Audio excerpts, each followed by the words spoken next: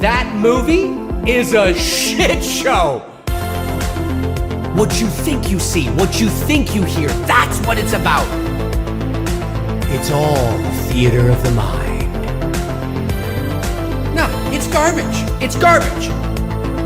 Mood and atmosphere.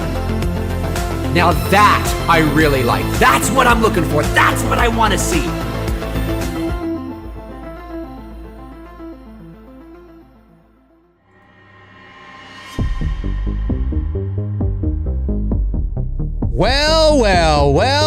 Well, here we are, ladies and gentlemen. The time has come to wrap this up. To wrap up the official coverage on this channel for Halloween Ends. And the Halloween now listen, it's still the month of October, of course. Tony, Michael, and I will be watching, some Halloween vids. There may be a Halloween, but I'm talking about like this is the end. This is sort of the end of the big coverage, right? In 2018, we pushed hard. We did all that crazy coverage, and then we capped it off with a ranking video. In 2021, we did all that coverage, and then we capped it off with a ranking video. And this year, with Halloween Ends, we've done all this coverage, and we're capping it off with a ranking video here on the show today. My name is Dave McRae, coming to you live from the VoiceMann Studios in Toronto, Canada. Right now, it is Thursday, October the 20th, 2022, 2:08 p.m. Eastern Standard Time. And this is my ranking of the Halloween series, Rob Zombie's films included. Now, let me preface this by saying this is my ranking. If you do not agree, it's not the gospel, okay? It's not like I am saying this is the ranking and anything underneath it or that is different is not the real. No. We all have our rankings. Your ranking will undoubtedly differ than mine, okay? 100%. So this is my ranking. And you could say, well, why do you got to say that? Listen, because there are people out there that don't get it. That's why I have to say it. So I'm just saying. This is my ranking. Yours may differ, right? That's the warning label on this vid. Yours may differ, right? You know what I'm saying? Also, too, I think it's important to note that the first 4 or 5 never really seemed to change for me. And it could be because those are the movies that I tend to just really watch if I'm going to watch a Halloween movie. Beyond 5 it can be pretty interchangeable, to be honest. I mean, not like completely where you're going like this and moving, 13 becomes 7 and 7 becomes 11. No. I don't necessarily mean they move spots that drastically. But certainly today, a certain movie might be 7 and next year it might be 8. You know what I mean? Or today it might be 9 and next year it might be 7 or 8. They can shift around a little bit. That's what I find when I look at, and when I was creating my thumbnails last night, I was like, I'm always so sure of the first 4 or 5, but the rest of the series is not really sure. So keep that in mind as well. Okay? And there are very specific reasons why I've placed these films in the order that they are in. I am looking at this from a perspective of really, at the end of the day, like I did my ranking last year, enjoyment. I'm not looking at this necessarily, although there may be some overlap in terms of quality. You know what I mean? What is the better movie overall, with the better story, because there's many different ways that we can rank things, right? Like I always say on this channel, what's the measuring stick?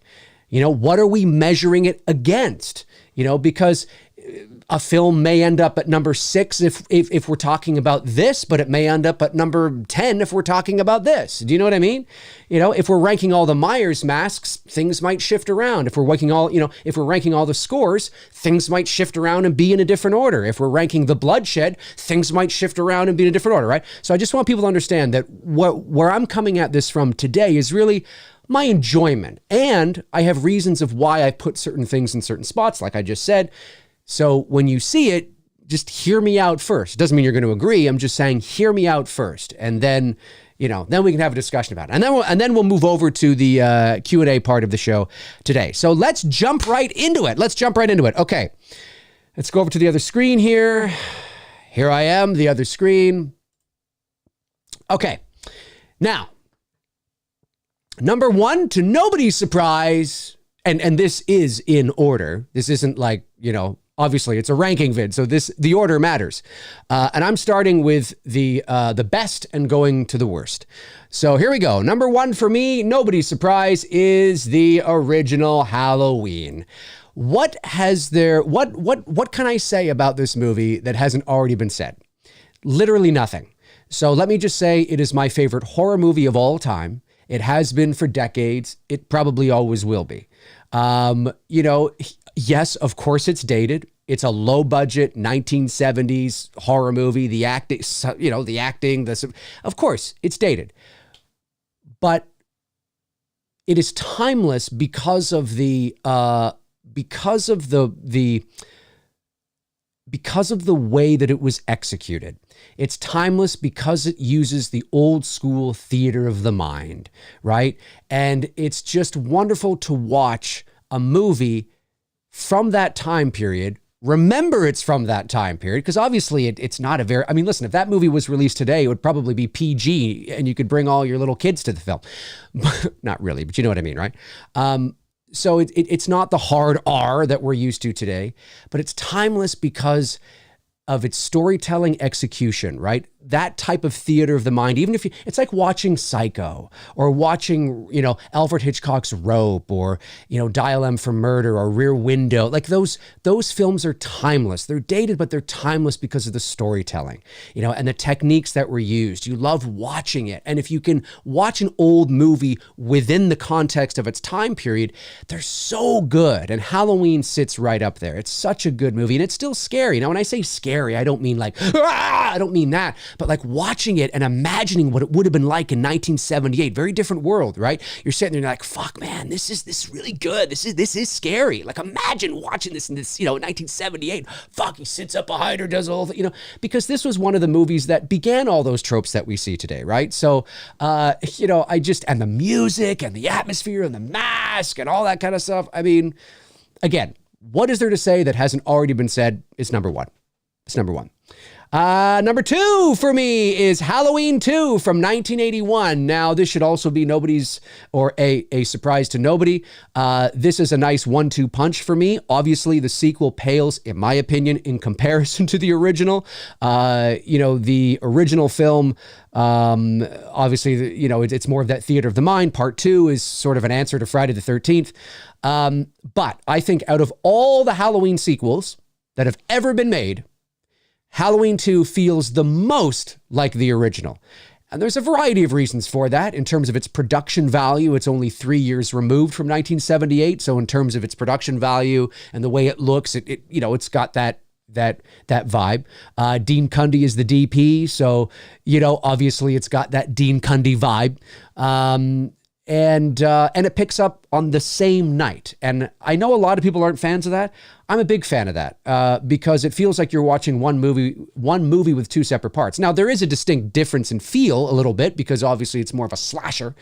But I think that was a good idea. I don't think you need the brother-sister arc in there at all. You remove the dream sequence or keep the dream, but just have her dream about something else, like what just happened to her and how she's huddling in the closet and we see him breaking the closet. Just change it to that and change the story that Dr. Loomis tells, or change the conversation around a little bit between Chambers and Loomis in the back of the car. And you don't even need it because we never actually see Laurie find out that she's his sister.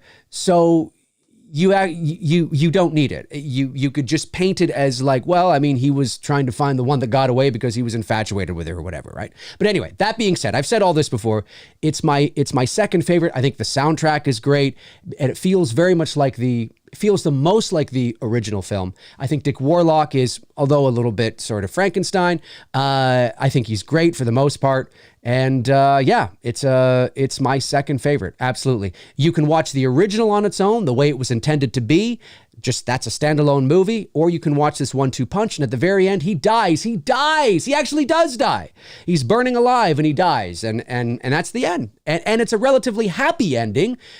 Although Laurie doesn't look too happy, but it's a relatively happy ending because Laurie she survives, she's put in the back of the ambulance, and she's taken off to maybe the next town over and hopefully lived happily ever after. So it's my number 2. My number 3 is Halloween 4, The Return of Michael Myers.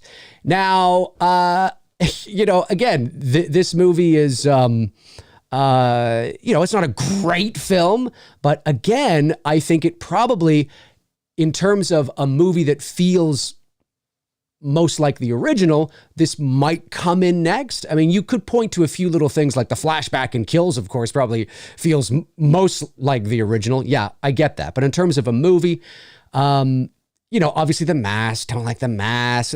We know all the shit. We know all the shit we don't like.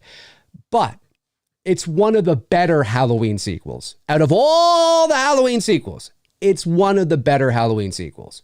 It's like the Elm Street 3 of this franchise. Do you know what I mean?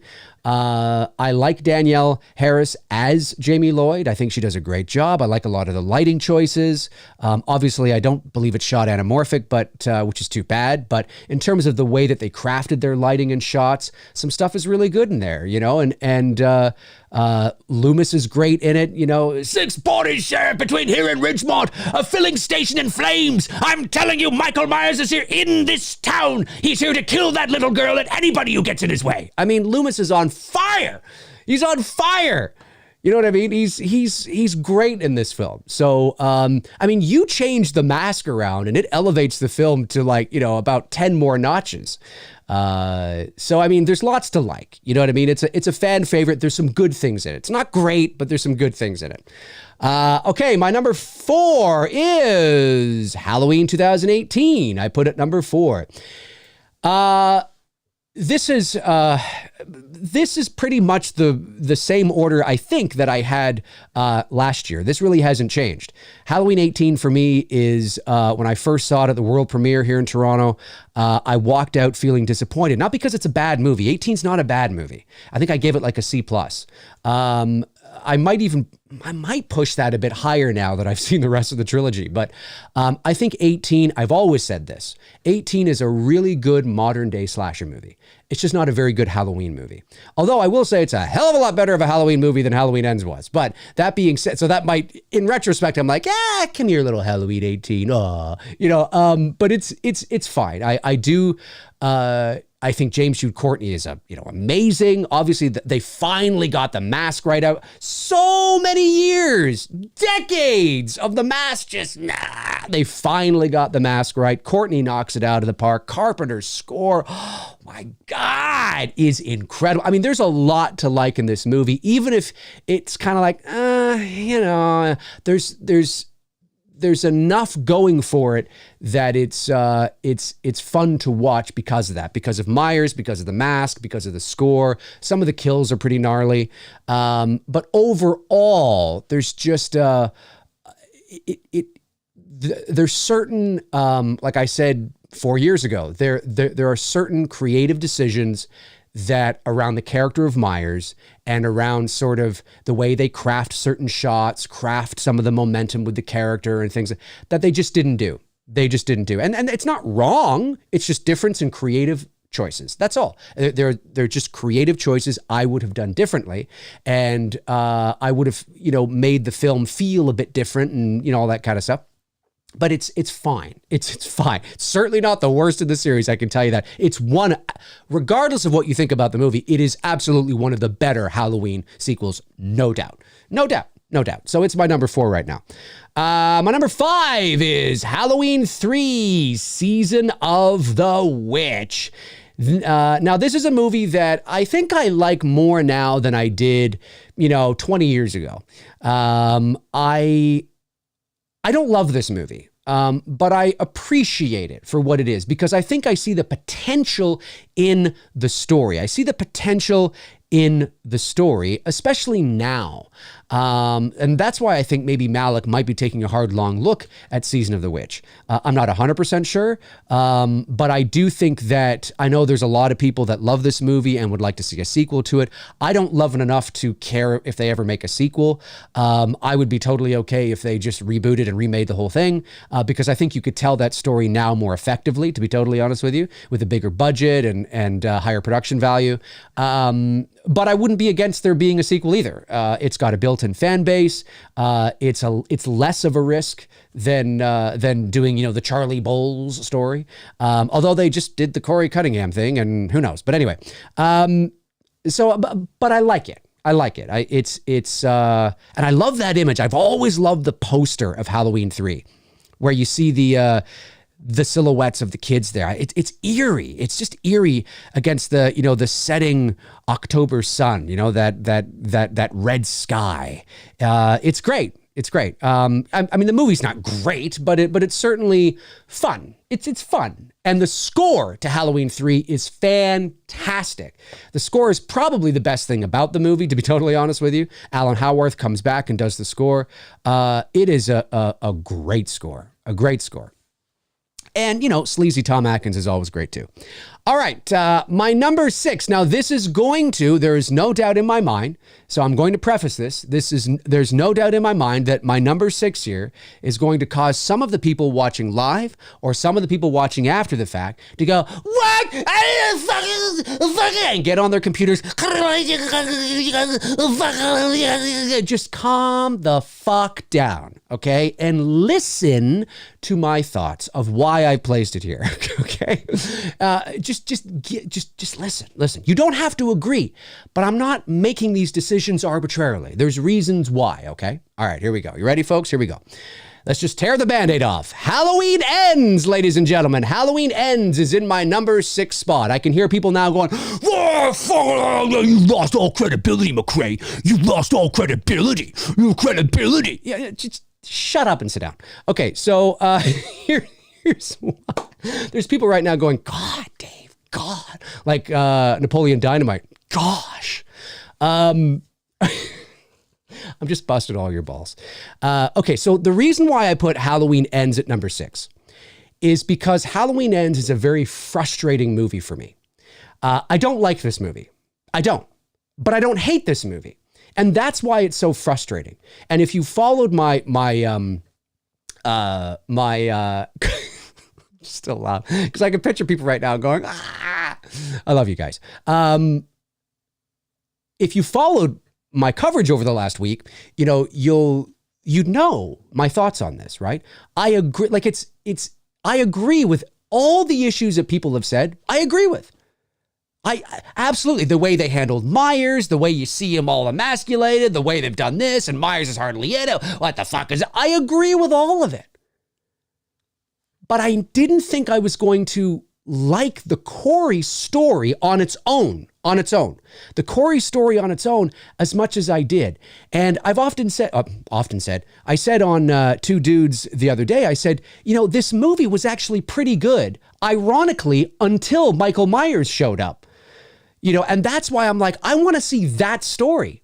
I want to see that story in like an anthology piece, or like there's something there. And it makes me wonder if this will not be the stepping stone. This film will not be the stepping stone as a catalyst for Malick to look at the response. It's divided, but go, you know what? Maybe there is something here. Maybe we can tell Halloween stories without Michael Myers and people will like them. Now, listen, I know there's a lot of people that fucking hate this movie, but you know what? There's a lot of people that fucking love this movie too. And a lot of Halloween fans that love this movie. Well, you're not a real Halloween fan. Shut up with that nonsense. That's garbage. Shut up with that. I'm just saying there are a lot of people that like it.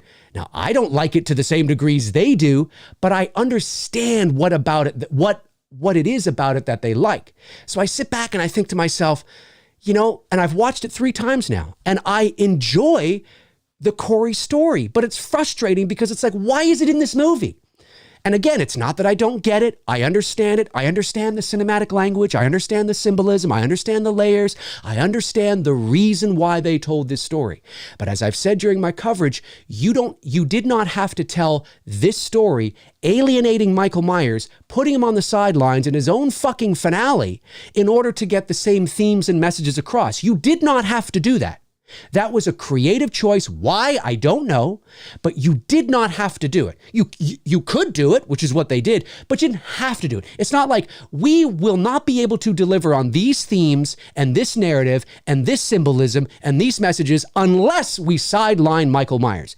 No, that's not true at all. That's not true at all. So I get it. I understand it. I get what people are angry about. But for me, there's the root of the story I actually really like in its own anthology, in its own series. And when I say anthology, I can't speak for anybody else, but somebody sent me a DM and was like, it's not an anthology film. I know it's not an anthology film. I'm speaking metaphorically. It feels like one because the vast majority of the narrative really has nothing to do with Myers. Oh, but he's there. It has everything to do with Myers. No, I get it. Guys, read between the lines. You know what I'm saying. Okay, I get it. I get what you're saying. And certainly, hopefully, you know what I'm saying. I'm talking about in comparison to the films that have come before.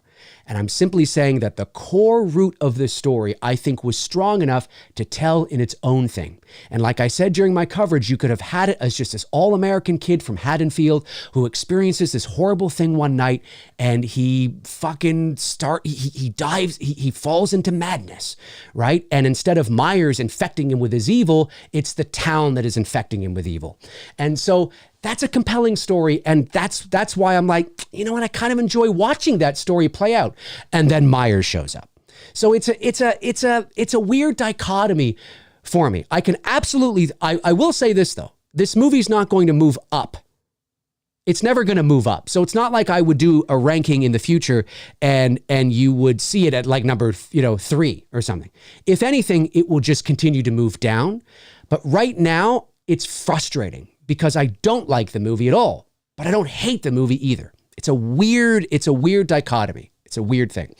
All right, number 7 for me is Halloween Kills. Halloween Kills is number 7 for me. I put it here because, again, regardless of whether you think about these new films, I mean they're competently made. The production value is great. Michael looks fantastic. And I put Halloween Kills at number 7 purely because of the soundtrack, purely because of James Jude Courtney's portrayal of the Shape, because of the mask, and because of the flashback scene. That's really why it's here. And if anything, like I said, because there's more of Myers to enjoy in Kills, I mean, the story is just ridiculous. And the dialogue is just over the top, goofy and stupid. And the structure and the pacing is just wonky and weird. But the Myers stuff in Kills is great. Like whatever he's on screen and the mask and the way he shows up and the music and stuff and the kills are great. So there's more Myers stuff to enjoy in Kills. So I could see that moving into 6th place and ends down to 7th in a future ranking. I could totally see that. But right now, I'm like, fuck, I want to see that story. I want to see that Corey story somewhere else. Like, God damn it. You could build a whole, anthology series called Haddonfield, and this was just a story. I'm like, fuck it. It's frustrating. It's fucking frustrating. Okay. And then let's go on to number 8. Number 8 for me is Halloween 6, The Curse of Michael Myers.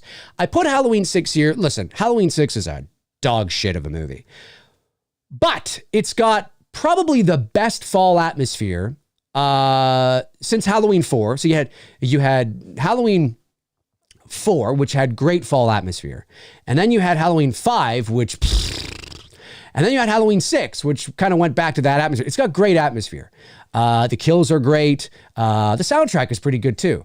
And it's the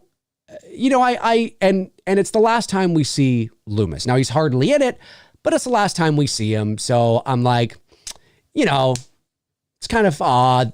There he is. Not dead, just very much retired. I'm like, he was so old. He was on the verge of death. He died before the movie came out, for those of you that may not have known that. This was the first Halloween movie I ever saw in the movie theater. when I was 16. And so, you know, listen, it's terrible. And I don't give a frog's fat ass what version you watch, whether it's the producer's cut or the theatrical cut. They're both bad. They're both bad. I mean, yes, the producer's cut gives you a little more context, but it gives you more context to an already shitty story. So I just, you know, but it's my number 8. It's my number 8. All right, my number 9. Geez, I forget what this is now. Here we go. Oh my God, I feel like I'm on a game show. Oh yeah, Halloween H2O. Halloween H2O is my number 9. I'm not a big fan of this movie. I know it's got a nostalgic fan. Well, it too could actually, this might be the Elm Street 3 of the franchise, to be honest with you. But I've said on this channel from jump that there are a lot of people that love this movie. And I respect it. I understand it. I saw it in the theater opening night. I was 19. I saw it with Bruce and my brother Neil. I saw it 2 more times in the theater. And you might be thinking, 2 more times? Well, it's because I worked at a movie theater at the time. So I was able to go see movies for free. And I just wanted to see Michael Myers. So I went to see it 2 more times. But yeah, not a big fan. Doesn't feel like Halloween. Doesn't look like Halloween. Doesn't smell like Halloween at all. Same with Halloween Ends, by the way, right? Halloween Ends has those things too. Doesn't smell like Halloween, doesn't look like Halloween, doesn't taste like Halloween. Oh yeah, Halloween Ends has a Halloween problem. Halloween Ends has a Halloween problem. Like I said, right now it's sitting at number 6 only because I was so surprised of being into a story that you didn't even need Michael Myers in. I was like, damn, I want to see that. Anyway, so yeah, but I understand that for a lot of people, it was the first movie that got you into the series. For a lot of people, H2O was the first Halloween movie you saw in the movie theater. There's a big nostalgic connection, but I do not like the way that Myers is portrayed. You see his big eyes and his eye and all the CG mask and stuff and the soundtrack. It literally is like Michael Myers walked onto the set of Dawson's Creek, which should be no surprise to anybody because Kevin Williamson was also a writer on Dawson's Creek. So, and of course, Michelle Williams is in this film. So it just, on rewatches, it feels very dated. It feels very Scream. It feels very, 90s kind of shit. And it's just, I mean, it's fun. Listen, the pacing is great. It's like, what is it? Like 89 minutes or something. It's like, great pace to it. You know, it's sharp, it's solid, it's lean, it's mean, totally. But it's just, for me, I would rather watch a lot of other Halloween movies.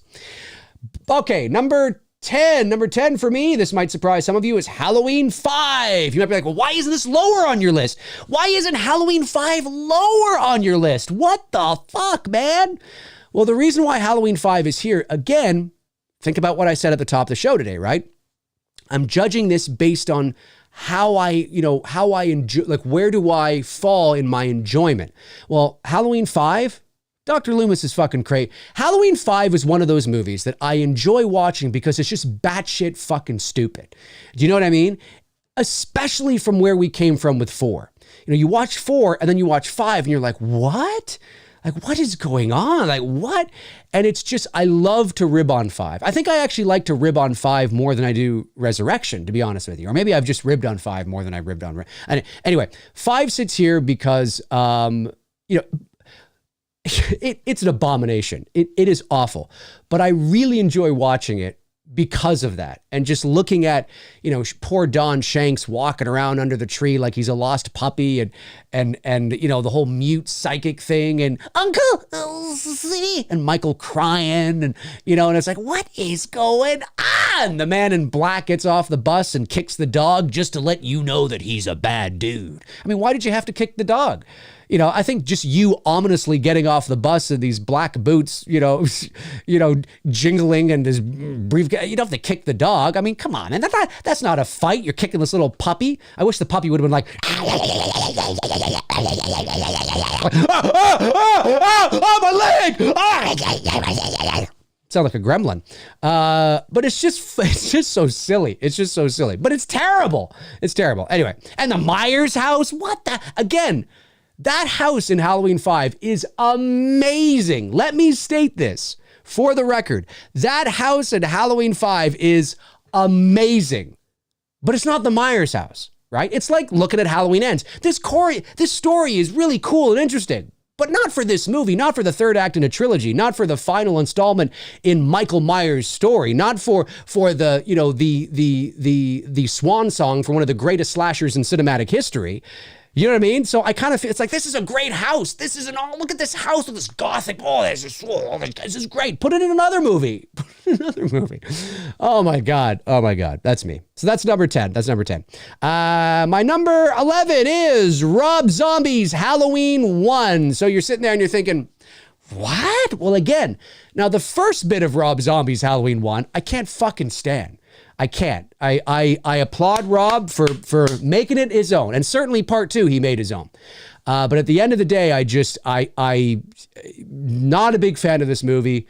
However, once you get past the opening and oh, come over there and skull fuck you, bitch, or skull fuck the shit out of you, bitch, and the whole trailer white trash stuff. And once you get to adult Michael and he actually gets to Haddonfield, it's actually pretty decent, you know, like a good slasher movie. It's a good slasher movie at that point. It's all the stuff that kind of leads up to it, which is kind of cringe.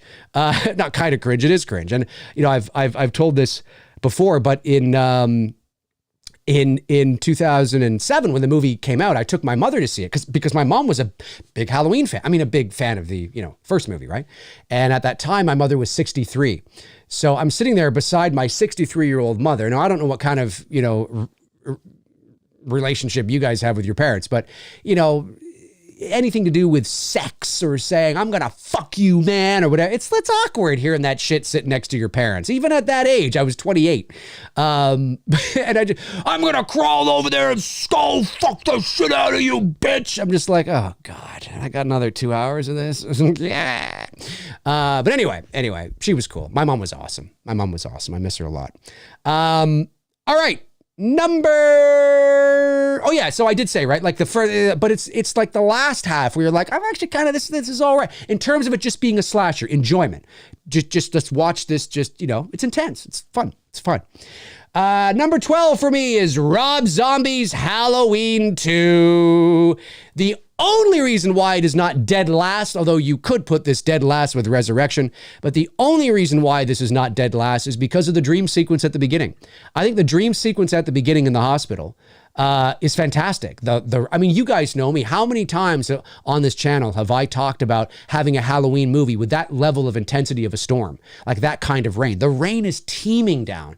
You know, I think there's thunder and lightning, although I haven't watched it in a while. But I know that Scout, you know, she runs out and she into that like that ticket booth or something, and she's hiding in there, and Myers is like smashed in. I remember watching it, being like, this is great. Like, I love the intensity, the atmosphere and stuff. And I mean, there's so many times I've said on this channel that let's get Myers in a thunderstorm, you know, let's get him in there. So I really like that. I like none of it after that. So that's why I put it number 12 and not last, because, well, there is that quality. And Malcolm McDowell is just fucking unhinged in this movie. He's a caricature of his former self from part 1, right? You know, he's just like, and I love Malcolm McDowell. I met him at Fan Expo here in Toronto, and he was a sweetheart of a guy. But yeah, this is just, not a fan, but I do know that Rob Zombie's Halloween 2 has developed into a bit of a cult following over the years and things like that. So I do understand that. And then, of course, this should be no surprise, the last one is Halloween Resurrection. There's literally nothing in this movie that I like at all. I mean, here you have, you know, Busta Rhymes drop kicking Michael Myers through his own window. Trick or treat, motherfucker, you know, and then you can see Michael's eyes, and he's, you know, and it's just, again, what can I say that hasn't already been said about all of these movies, right? Resurrection is just, I find no enjoyment, but again, on a certain level, like Halloween 5, you can watch Resurrection and just make fun of it. You can sit there and go, I can't believe they're doing this. I can't believe Busta Rhymes is literally like, you want to talk about Michael being emasculated. Busta Rhymes walks into the room dressed up as Michael Myers. What you do? I'm Michael Myers. You're not Michael Myers, Mike. What are you doing here? And he's poking Michael in the chest. And what does Michael do? Like a little bitch? He turns around and walks away. What the fuck? I remember watching this in the movie theater going, Buster, Freddy should have been mutilated beyond belief in that very moment. He should have been stabbed in the gut, picked up into the air, and fucking just nailed against the wall. That's what should have happened. But I remember going, he's listening to him? Michael is listening to him? And then, of course, you have all the Resurrection, fans, which is great. Listen, if you love this movie, like I've said, I think that's awesome. But you do have people sort of, scavenging through the dump trying to find, a logical reason. No. He turned around because he knew he was going to get him later, and he knew that at that moment it wasn't the right time. Get out of here. Get out of here. Michael would not do that. Michael would not go, okay, you're poking me in the chest. Oh, I could kill you right now, but you know what? I'm not going to. I'm going to get you later. It's one of the reasons why in Halloween 5, when Shanks is in the closet, right?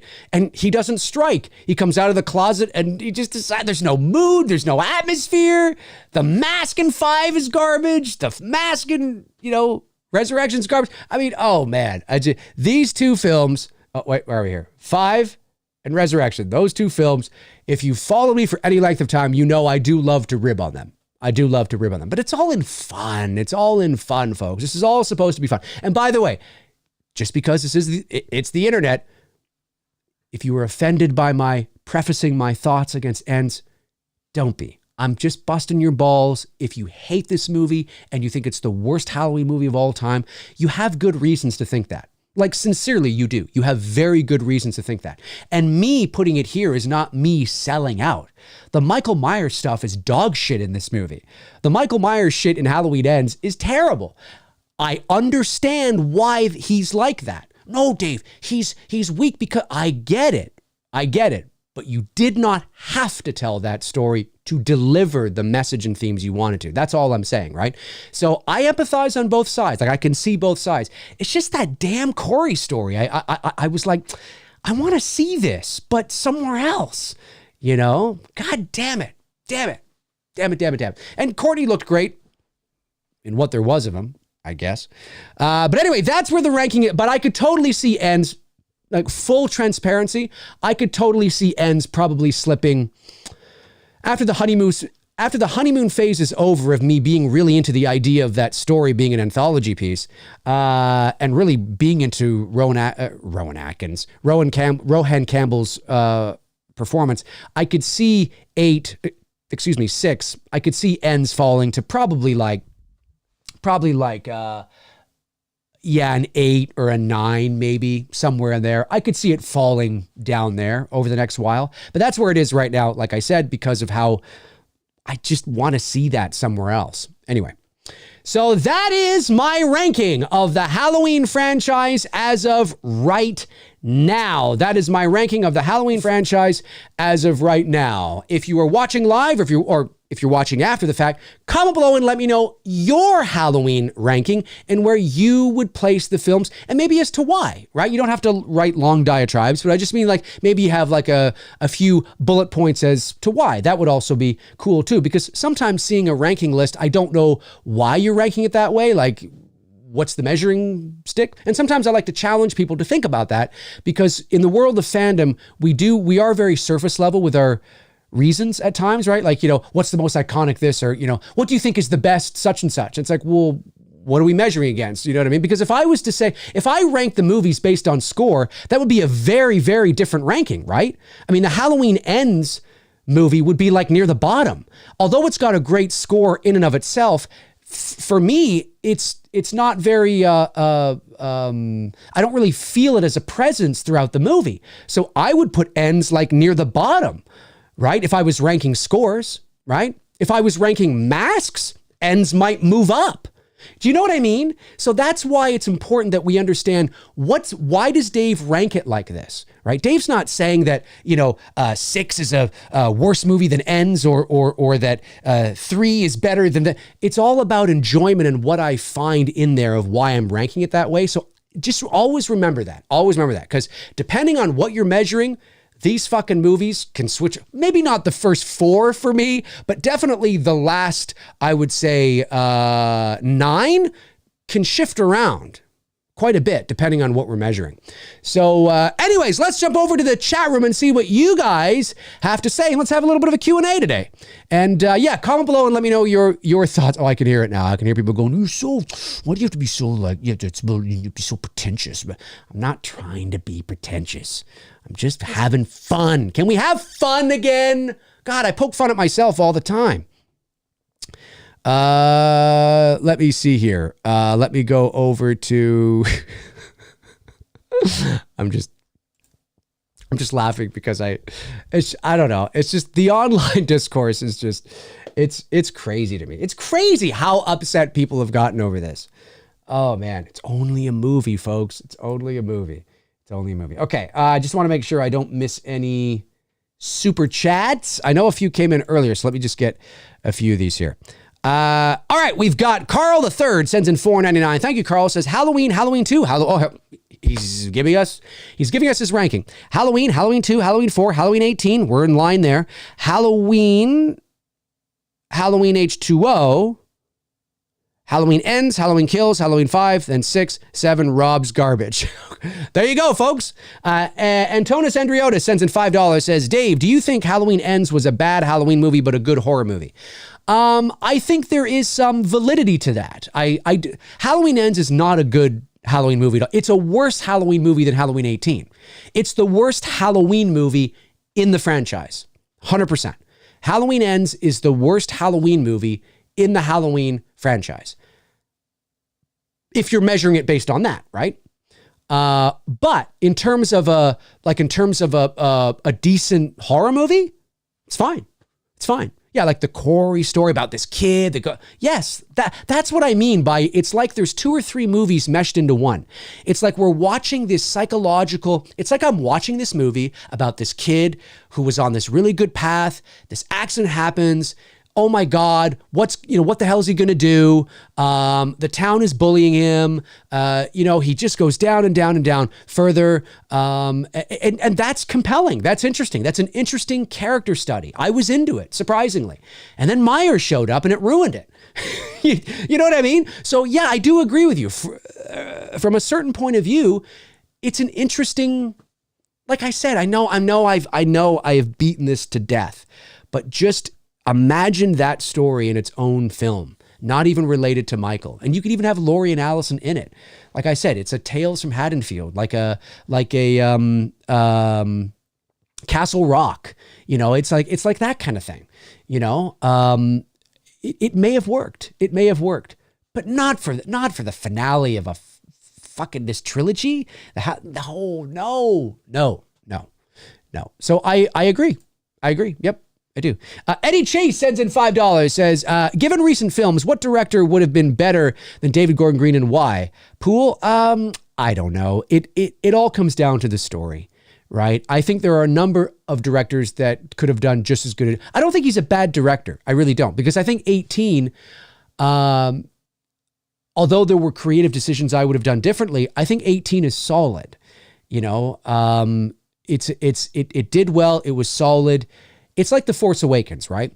When The Force Awakens came out, yes, of course you're going to have people, but by and large, The Force Awakens was solid. It was a nice return to form, especially where Star Wars was. And then The Last Jedi happened. And I think this is similar. It's kind of like it was fine. I really, at the end of the day, I think 18 should have just been one movie. That it should have been just 18. Because to stretch this story out into a trilogy, to try and elevate Halloween into, these societal themes and social commentary, I just don't think Halloween is the vehicle for that. Again, it doesn't mean you can't have social commentary at all, but to make it sort of the driving underlining theme and message, I just don't think was probably the right way to go. But then again, you could also say, well, if they didn't do that, they'd just be making the same movie over and over again. Well, that's probably why it should have just been left at one movie. However, Not necessarily, but it's also the reason why my sequel concept on my channel was to end the story, right? There's a reason why I didn't do a sequel concept and then a third part to my sequel concept, right? There's a reason for that, because I know that you cannot stretch this out. It has a shelf life, and maybe if they had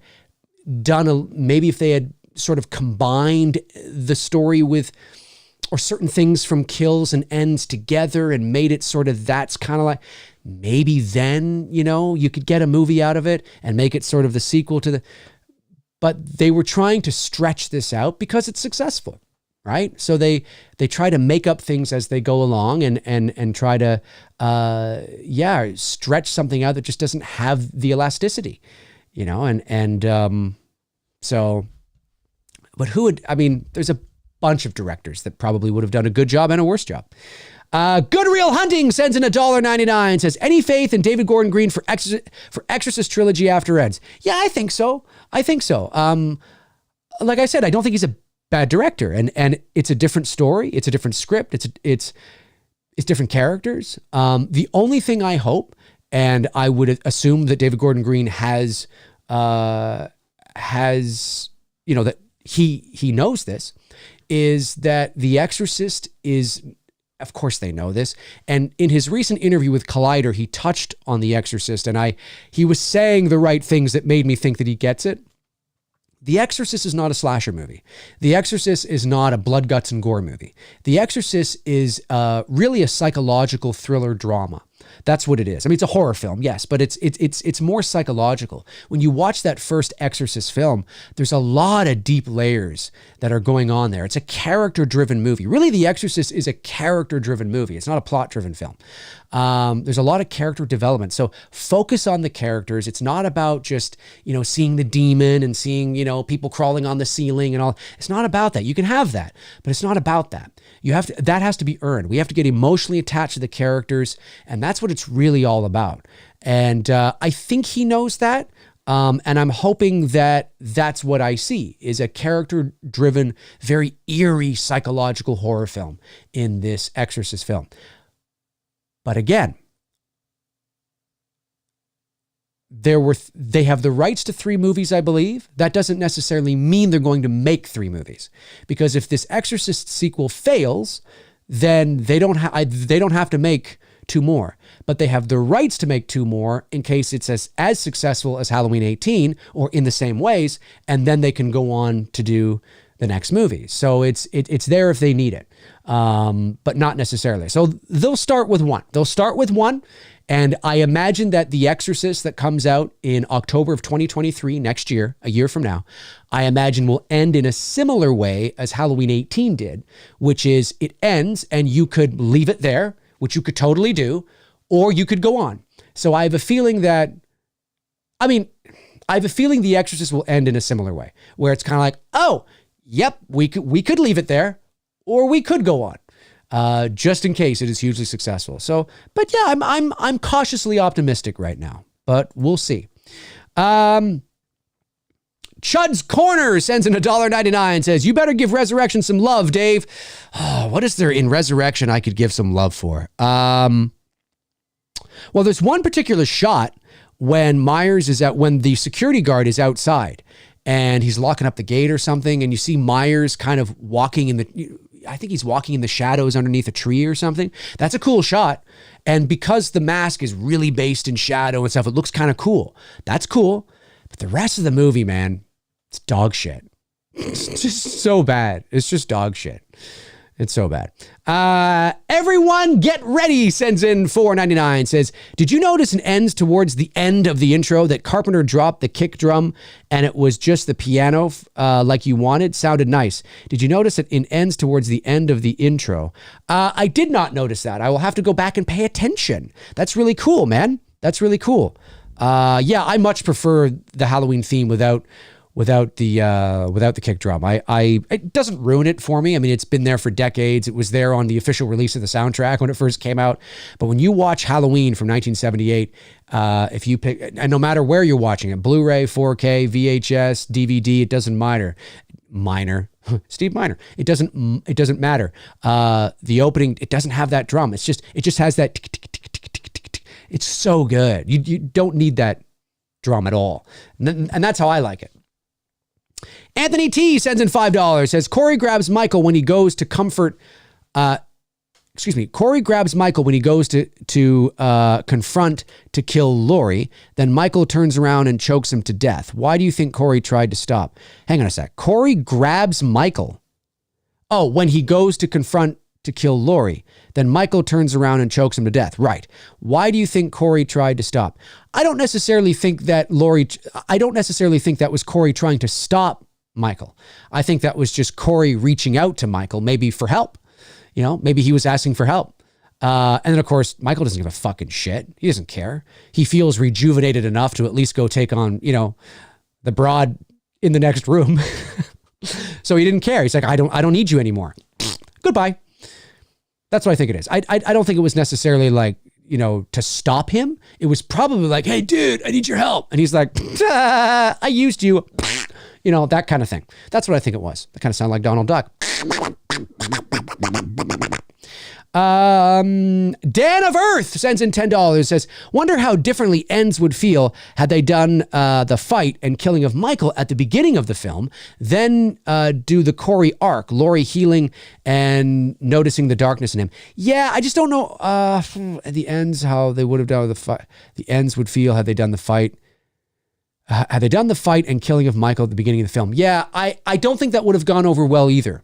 I think if you had killed Michael at the beginning, would have been maybe even worse. Because although we don't see Michael very much in this movie, he at least is in the movie, and he's in the movie at least, you know what I mean? Like, you at least build up to him and you see him. If you had seen him at the very beginning and he was killed in the first 10 minutes, like in the prologue of the movie, like instead of Jeremy dying, it was Michael dying. I think the kid's name was Jeremy, right? I think that would have pissed off a lot of fans. I just think that you have a Corey Cunningham story that is compelling enough, that is interesting enough, that it should have been its own thing. It should have been its own thing. And I always feel the need, I know I shouldn't, but I always feel the need to then go on and say, like I've beaten this horse to death. I understand why they told this story. It's not like I don't understand why Michael is weak. For the story that David Gordon Green was telling, it makes perfect sense that Michael was weak. Perfect sense. It makes perfect sense. It's just not the story I would have told, and that's when I say, for all those messages you want to deliver, like evil doesn't die, it just changes shape, and the town and how they're dealing with and the residual of all that stuff. You didn't even need Michael in this movie. You didn't even need him in this movie. And if he wasn't in the movie and this was a standalone piece, it probably would have been a lot better. I'm just saying, because with Michael coming in at the end, it feels very tacked on. And I really mean this. I really actually mean this. And it sucks for me to say this. I hate to say this. It pisses me off to say this. But like I said, the movie was actually pretty good until Michael showed up. It's not a good Halloween movie. It's a terrible Halloween movie. And there's a lot of things, a lot of choices and that I'm like, what are we telling here? Like, focus on this. Let's just tell that in its own thing. Anyway, Dave beating the horse.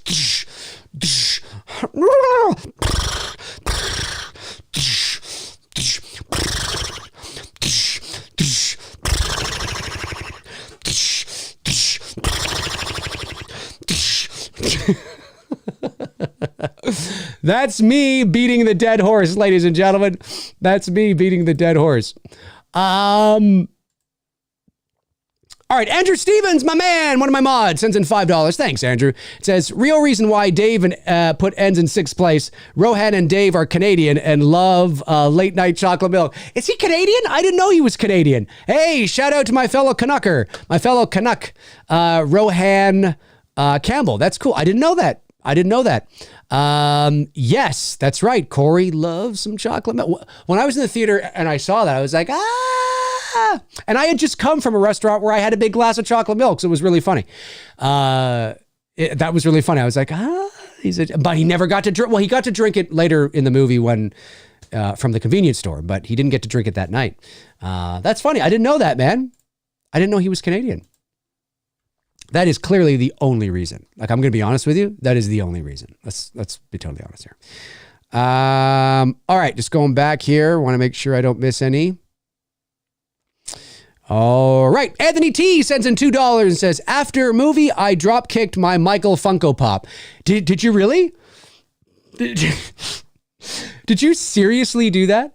Maybe you're just kidding. Do you know those videos? These are so fascinating to me. And listen, I'm not going to sit here and lie to you and say that when I was a kid, there weren't some Nintendo games that didn't frustrate me and I didn't sort of toss my controller to the side and get really pissed off. However, do you know those videos that sometimes make the rounds where there are people that like get so angry that some videos are fake. And I know this. Some of the videos you see of people breaking TVs and smashing have been proven to be fake. But there are some videos out there that are real. And like some kid on his computer or something and he fails or whatever and he just like smashes. I'm like, dude, it's just a game. It ain't that serious. And I can't help but feel that there are some Halloween fans out there that are just like, you know what I mean? So hopefully your Funko Pop is okay if you actually did do that. And listen, I'm just as disappointed as the next fan, but I actually want to. You know what's frustrating? If Rohan Campbell was not so good in that role and not so convincing, I probably wouldn't feel this way. But fuck, he was good. I'm like, I kind of want to see this, you know? Jordan Ella sends in $19.99. Thank you, Jordan, and says, So you want to be on Dangertainment? I'm sorry, but I had to. Much love, Dave. Thank you, man. I really appreciate that. Yeah, Dangertainment. Oh, man. It's so bad. It's such a product of, I mean, listen, a lot of movies are products of their times, but this was because of the internet and it was all new. And I remember at that time, I was working at a radio station and, Survivor was a really big thing at that time. And that's why Halloween Resurrection has that, webcam. And you hear that line, you're this close to getting voted off the island. There's pop culture references that kids of today would be like, what? What does that even mean? It's a very much a 2002 horror movie, which is fine, but God, it's terrible. Dan of Earth sends in $10. Thank you, buddy. Says, I know you have done videos on similar topics, but question, you are hired to write a sequel to Halloween 78 in a world where no sequels ever existed. What's your story? I don't know what my story would be, but I probably would continue it hang on, that no other sequels existed. Well, if no other sequels existed, now, do you mean that it's a world where no other sequels were ever made? Or do you mean pulling the Blumhouse route and pretending no other sequels existed? I'm going to go with the first one because you said in a world where no other sequels ever existed, because I think that's what you mean. And I was hired to write a sequel. What would I do? That's a good question, because you have to think about the pop culture footprint. You have to think about whether there would be a pop culture footprint. There would be somewhat of a pop culture footprint because it became the highest grossing independent horror movie of all time. So there would be somewhat of a pop culture footprint in that respect, but it would likely have been, just annihilated and buried to virtually non-existence because of Freddy and Jason if they still had all their sequels. And all the slasher subgenre, and there was just one movie from 1978 made for $320,000 called Halloween. Jesus, it might have ended up into obscurity like Black Christmas. Black Christmas is one of the great horror movies, in my opinion, but it never spawned any sequels. It has spawned 2 remakes. Oh, excuse me.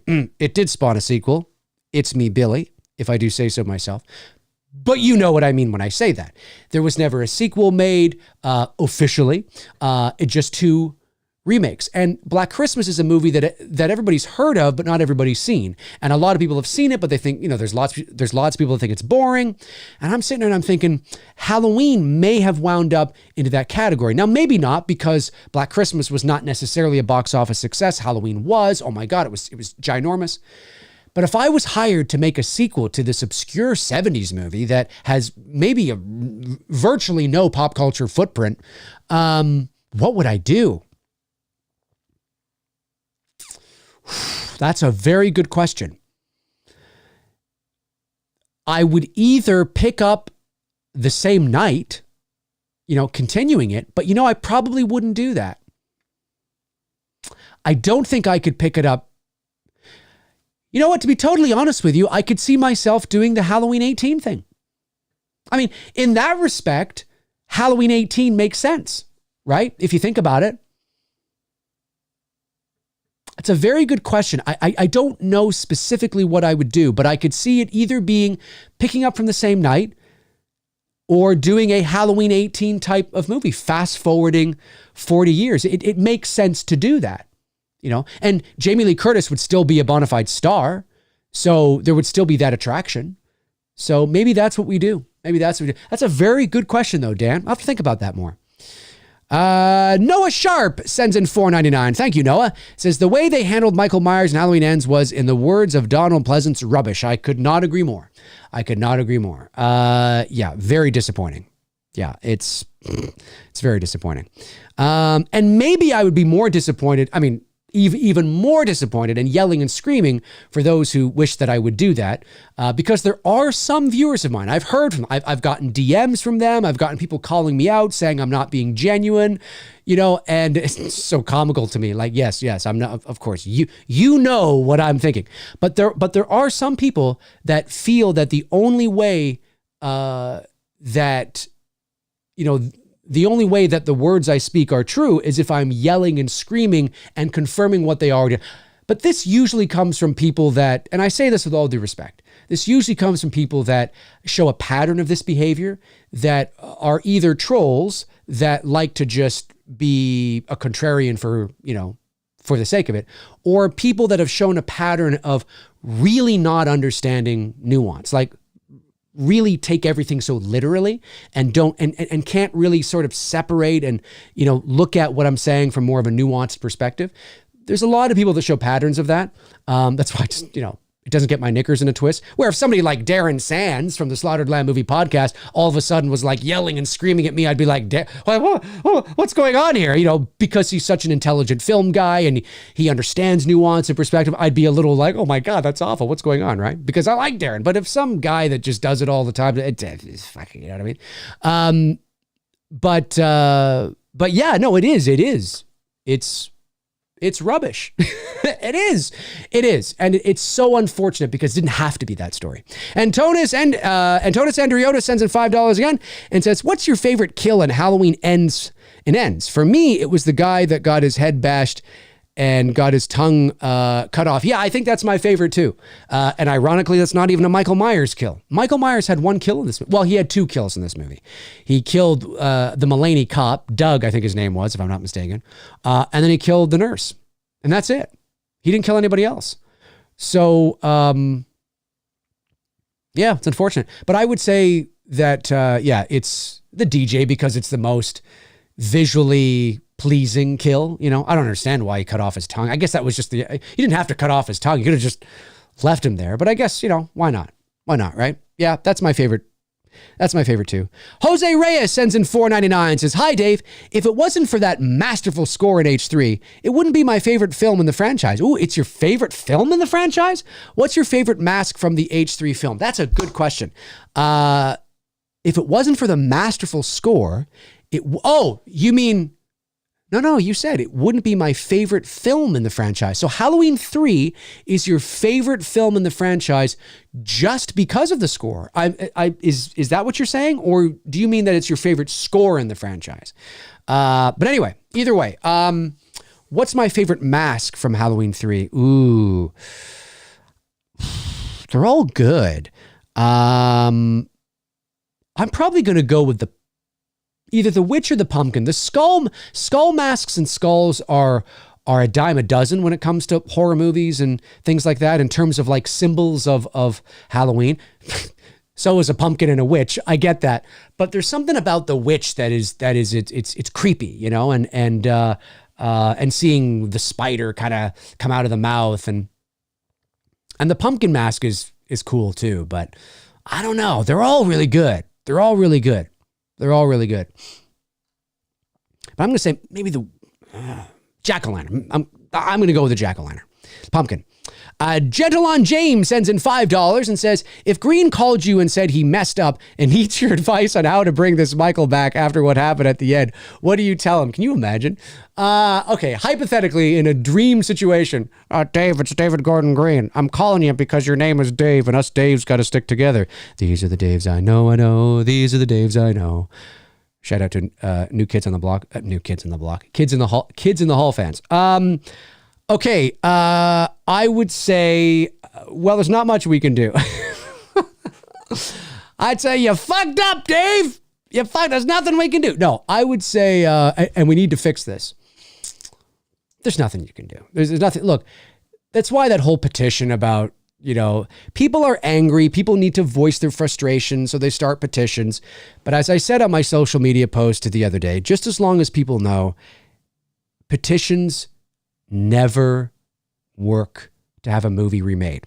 Now, somebody tweeted back to me and said, but what about Zack Snyder's Justice League, Dave? That had fan backlash and, hashtag release the Snyder Cut and all that kind of stuff.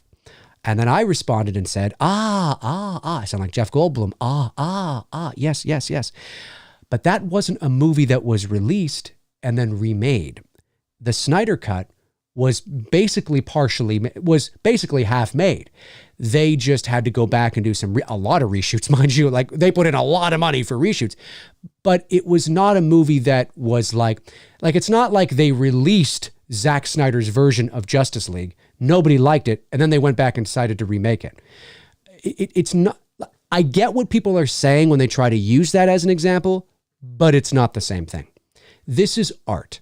And when movies get put out there, if you don't like it, because the Justice League that you got was also a Zack Snyder film, right? Now, Joss Whedon came in and sort of finished it, but a lot of what you see is also Zack Snyder. So it wasn't his complete version. So really what the Snyder Cut was really all about was not about a movie that people hated to go and remake. It was about a version of a movie people hated, that there was another version of that movie that was incomplete. So that's what that was all about. And even that is not something that you don't get your hopes up to think that you can just do that we're just going to go out there. There was a very specific reason. There was nothing virtuous about what Warner Brothers did. Warner Brothers waited and sat on it until they could get you to pay for it through HBO Max. Don't you think if you fans deserved the Snyder Cut, that they'd give it to you for free? Well, no, they can't do that. Why? You deserve it. All you fanboys, we deserve it. Okay, but they're going to make you pay a subscription to HBO Max for it. Now, I know a lot of you don't mind doing that because you're going to get it, but there's nothing virtuous about what Warner Brothers did. It's show business. And they knew that they could reap the benefits of your wallet if they did it and put it on HBO Max. And that's what they did. So despite what the head of Warner Brothers at the time was saying about, we were listening, shut the fuck up. That's not true. I tell you, it's not true. They don't give a frog's fat ass about that. They saw an opportunity. It was opportunistic to go, why don't we do that? Hey, all those fans that want the Snyder Cut? Ooh, we could use that to bump up HBO Max to help sell it. Let's do that. Oh, okay, we're listening to you now.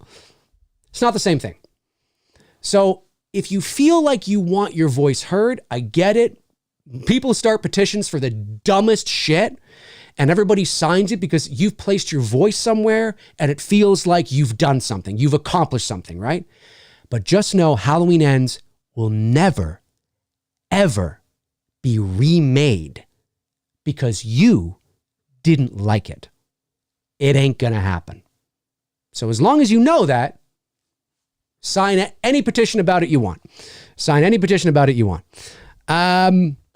But yeah, I would, anyway, back to the question. I don't know. I would probably say that there's not much we can do. I would say there's not much we can do. We fucked up. It's your bed. You got to sleep in it. Seriously. But I would say, hey, maybe we could think about telling these kinds of stories in anthology pieces. But that's a Malick thing, not a David Gordon Green thing. Honestly, that's kind of how I feel. I just think it's Pointless. Frank Riker sends in $10. Thank you, Frank. Appreciate that. Dave, what would you have done with Sartain if he lived in regards to having any involvement with Corey? A possible case study or using him to lure Myers out to be captured again? That's another great thing to say, Frank. Yeah, if Sartain had lived, you could have used him as... If Sartain had lived through 18 and lived through 18 and lived through kills, you could have even had him in Ends, which would have been another sort of link to the previous two movies, because there's just no connection to the previous two movies whatsoever. And I think you could have had him as sort of maybe somebody that, I don't know. Yeah, that is, gets involved, and maybe Corey kills him, or what would you have done if Sartain had lived in regards to having any involvement with Corey? Yeah. Or maybe Corey was getting help from Sartain, because that's something too that we never saw. Like, did Corey get any help? What happened? I mean, he was acquitted, but we fast forward like 3 years. So what happened? He was acquitted. We didn't see anything about that. Did he have to go to therapy? Did he get any help? Was he in a hospital for a bit because he was really those are things that would have really been interesting again for an anthology thing that has nothing to do with Myers, and all about Corey. That would be interesting. And maybe Sartain is not his doctor. That's so cliche, but maybe Sartain gets involved somehow because he hears about this kid from Haddonfield and he gets worried that maybe it's starting over again. So he gets involved and he meets Lori for lunch and they have a conversation and like something like that. Right. But that's all good anthology shit. That's like Castle Rock shit. It's about shit that takes place in the Stephen King universe in Castle Rock. Like that's what that is. It's not a Myers movie, Fuck. But, that's how I feel. Dan of Earth sends in $5. Is David Gordon Green going to become the J.J. Abrams to horror franchises? I hope not, because I like J.J. Abrams.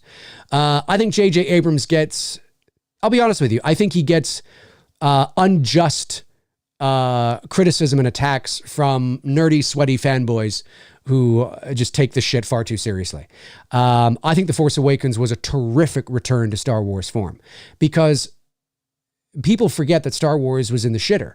Like I've said 1,000 times, right? Star Wars was dead.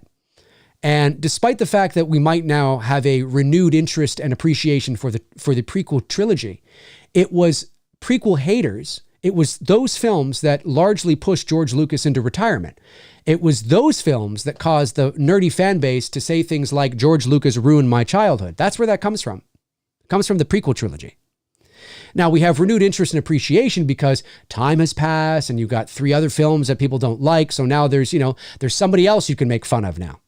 But let's not pretend that Star Wars was alive and well. Star Wars was on life support and practically, it was dead.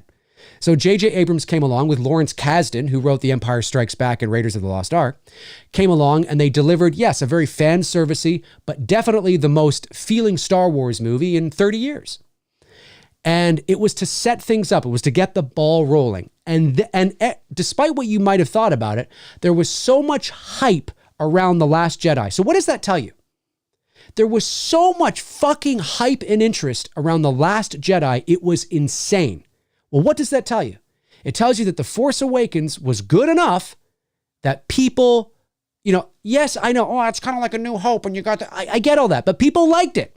They liked it, generally speaking. But why was there so much vitriol and hatred for The Rise of Skywalker before it even came out? Well, because of The Last Jedi. It was The Last Jedi that ruined the sequel trilogy, not The Rise of Skywalker. People like to poke fun at The Rise. I don't know why people poke fun at The Rise of Skywalker. I get it, but it's like, well, hey, hang on a sec here. You want to blame somebody, you blame that middle chapter.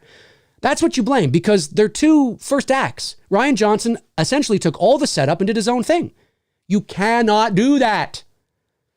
Not as the second man in. You can do it if you're setting it up, but that's why it feels disjointed, because it is. That's why The Rise of Skywalker feels like 4 movies in one, because it is. That's why, of course, I get it all. I get it. But I think J.J. Abrams actually is, I think Mission Impossible 3 was great. He brought that franchise back from the depths of dog shit. Because after Mission Impossible 2, the Mission Impossible franchise was dog shit. You have Ghost Protocol and all the ones that followed because of J.J. Abrams' Mission Impossible 3. Think about that. You may not have gotten Ghost Protocol and this renewed, suddenly, classic, iconic franchise now if it wasn't for J.J. Abrams' Mission Impossible 3 in 2006.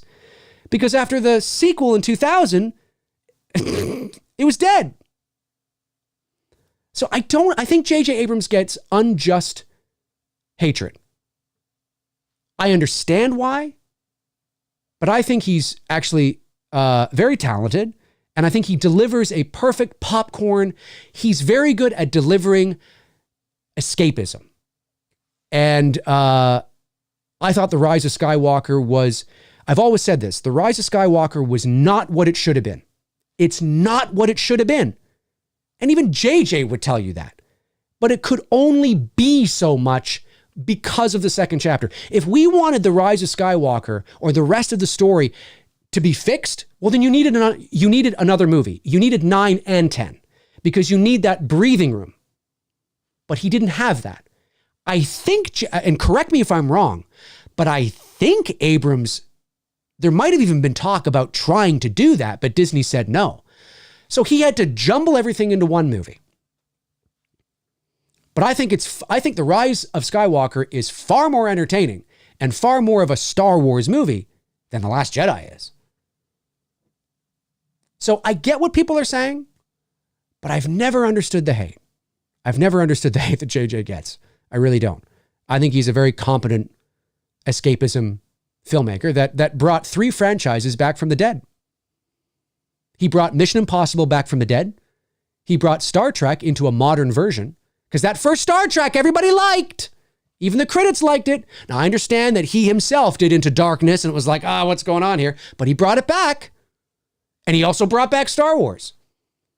So he's not perfect. No director is. But this hatred for J.J. Abrams is just strange to me. The fucking Jar Jar. Fuck off. Give me a break. I remember the Star Wars prequels and the vitriol for that. Let's not pretend that they're all amazing films now. Get out. Anyway, that's how I feel. That's how I feel. Dan's sitting there going, hey, dude, I just asked a question. I love you, buddy. Thanks. I appreciate it. So funny. Tell us how you really feel, Dave. LBZ sends in $1.99 and says, your content has got me through hard times. Hey, man, I really appreciate that. Thank you for sharing that. Obviously I don't do this for that, but I do know that I'm not the only channel that obviously experiences and gets messages like this. But it's always nice to know that my content helps to lift somebody's day. Because look, we're all human. We're all going through things. I'm going through things. You're going through things. We all go through stuff. And it's just nice to know that I can provide a little bit of entertainment and to lift somebody's spirits. So I appreciate you saying that. And I hope whatever it is you're going through or whatever it is you've gone through, that you remain strong and surround yourself with people that can lift you up, because that's what it's all about. All right. Let me go back here. Oh, gotta go back. Oh my God. Did I miss it? Oh, lots came in. There we go.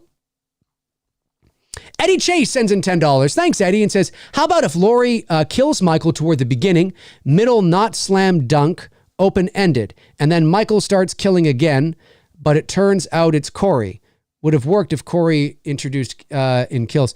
Yeah, it sounds a little convoluted what you're saying, Eddie, but I think it's just I think at the end of the day they just needed to make up their minds. They wanted to have their cake and eat it too. They wanted to do something with ends that was more in line with 18. I agree with that. They wanted to do something that was more of a character driven piece rather than a plot driven piece. I agree with that. I know that the Wham guys, they recently had, I forget his name now, Paul somebody, one of the writers on their channel, which is great. And he said on there, he said that Halloween Ends was never going to take place the same night. I don't know where that rumor comes from. However, David, I believe him. I think he's telling the truth. But I think it's a matter of, I think there's some nuance that's missing. Because in an interview with Collider, David Gordon Green said that the original plan was to have all 3 movies the same night. And that they changed that because they realized that in order for Laurie to be any sort of force, she would have to be well, like she would have to be all better. And if we're taking place the same night, she literally just had life-saving surgery 10 minutes ago. I mean, how is she going to take on the shape if we're having it the same night? So ultimately the decision to remove it from the same night was because they didn't feel that it would be believable to have Carrie, to have Laurie as any sort of formidable force in the movie because she's just so injured, right? You need that time for her to recover. This is not like fucking, an 80s action movie with Arnold. So I think where the misconception comes from is that, yes, the original idea, the original intent was always to have these 3 movies, at first, I should say. The plan was to have these 3 films and what Halloween Ends would have been, whatever the title would have been, on the same night. But they changed it. I think what the writer probably means in the interview with Wham is that there was never any intention for this story to be the same night. And I forget his name now, Paul. I forget it, Paul something. But it's also possible, too, that he may have been brought on after the project, like way after that he might not even know that there was an original idea to have it on the same night. Because when he came onto the project, they were already neck deep into, moving away from that. There may not have even been a script. There may not have even been a treatment, right? It just might have been the intention to do that.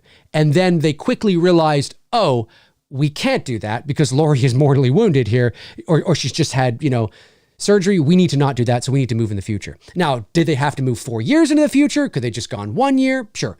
But they created what they created. So I just want to make that clear because I've already received some DMs from people saying, see, there was never any intention. That's not true because David Gordon Green specifically said to Collider, that was the intention, but we changed it because of this. So I think it's just a matter of the nuance getting lost in the translation is what I think. So, but I think I think at the end of the day, they just needed to focus on one movie and tell that story. And I think if you were going to tell the Corey story, you save it for something else.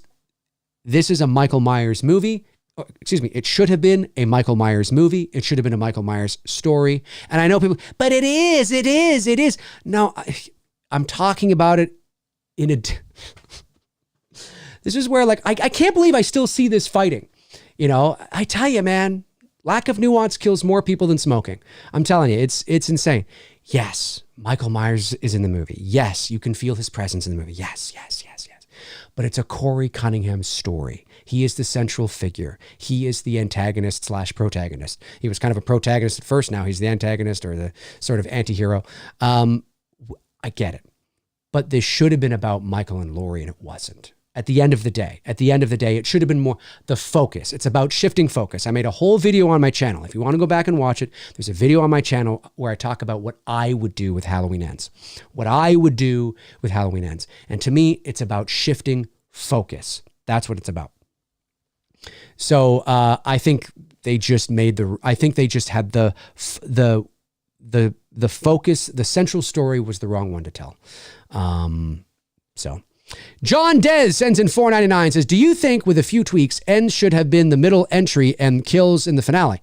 Here's a few bucks for Veda and her nip. Thanks, John. Thanks, John. Appreciate it. Yeah, you would still, yes. I think that's, yes. I think there is some truth to probably reworking that because you could have fast forward 4 years after 18. And that would have made total sense that she went to the hospital. She got stitch up. It's 4 years. They think Michael is dead. Yeah, for sure. And then this Corey Cunningham story kind of takes place. I think it's yes.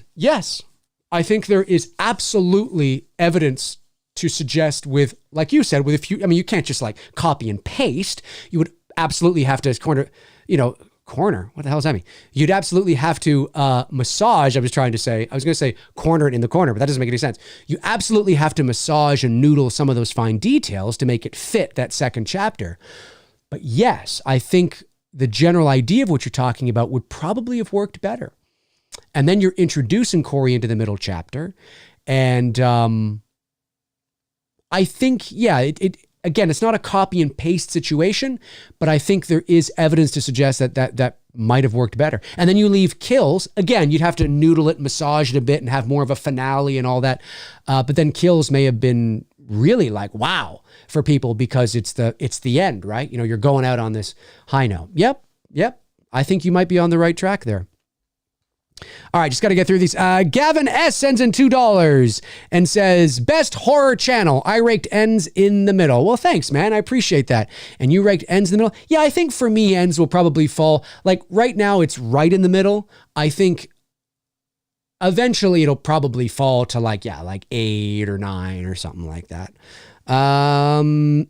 Okay, We Devourment sends in $19.99. Thank you, buddy, for the very generous super chat. And says, why do you think they decided to not have the other films be canon, but then directly lifted from them with the evil being passed on the chosen child, etc.? Well, because like any horror movie, there are good things and bad things about them. So, what they really, the reason why they did it is because, all of them are really, they did it because they really wanted to get rid of the brother-sister arc and make Michael more of that, that force of nature, more about the balance, right? He is a human being, but there's this supernatural edge to him that can't be explained. It's very weird. And that middle, right, that balance right down the middle is where the character of Michael is best served. However, that character, not the one he became in like 6 and 5 and Resurrection, not that, this one right down the middle has a shelf life, and you can only get a couple of movies out of that character because he is a man, right? So if you were to literally cut him or shoot him, in terms of let me try that again. If you were to literally remove his head from his body or have him bleed out, like they did in Ends, he's going to die because he is still a man. He's not a Freddy or a Jason where if you chop off his head rolls back over to his body and reattaches. That's why in Resurrection, they had to be like, oh, it's the ambulance guy. But I would say that, it's because there are good things. There are things in vacuums, right? It would be like me making a Halloween sequel that has nothing to do with the other films, but I have a little girl in a laundry chute scene. That's a good scene. I've always loved that scene from 5. It's scary. It's intense. It's claustrophobic. It's great. But that doesn't mean the whole movie's great, right?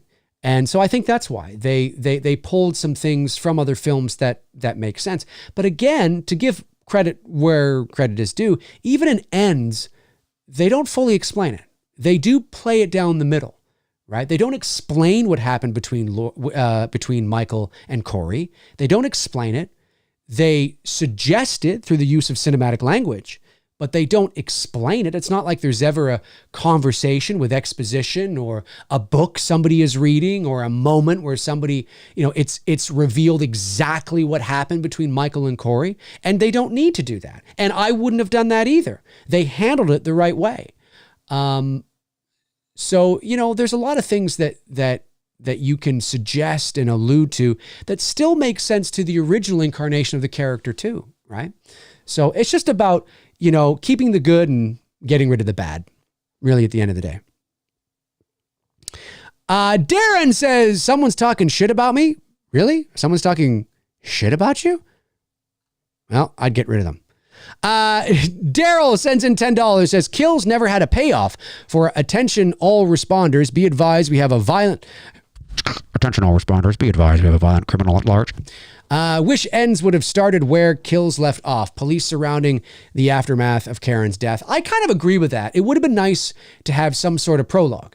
You know, the prologue we get in Ends right now, of course, is the story of Corey, which is fine because that's the story you're telling. But Halloween Ends feels very disconnected from the previous two movies.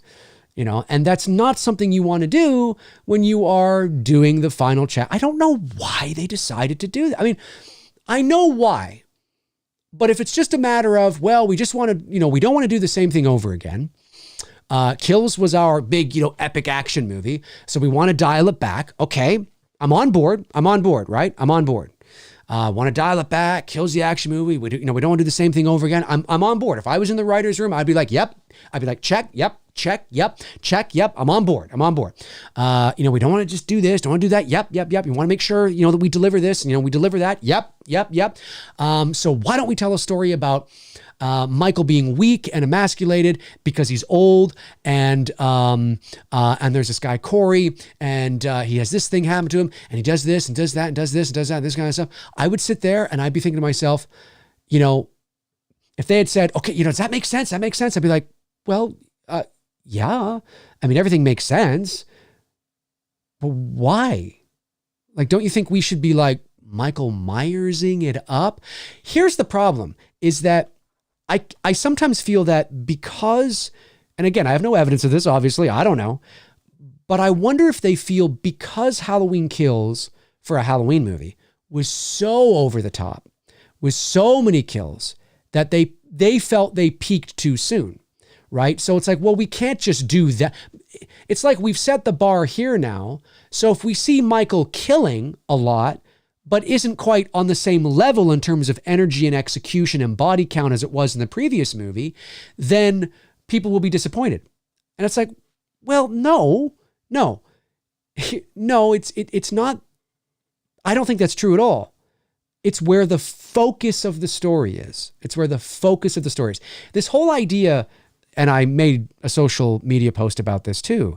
This meme that was going around was clearly created to suggest that, well, for those of you that have problems, it showed the screen time between Michael in Ends and Michael in the original film. And the screen time where you actually see Michael on screen in the original film was like 9 minutes and something. And the screen time where you actually see Michael on screen in Ends is like 10 minutes and something. So it's pretty much the same. It's pretty marginal. And, it's a stupid comparison because, as I said in my social media post, it's not about minutes and seconds.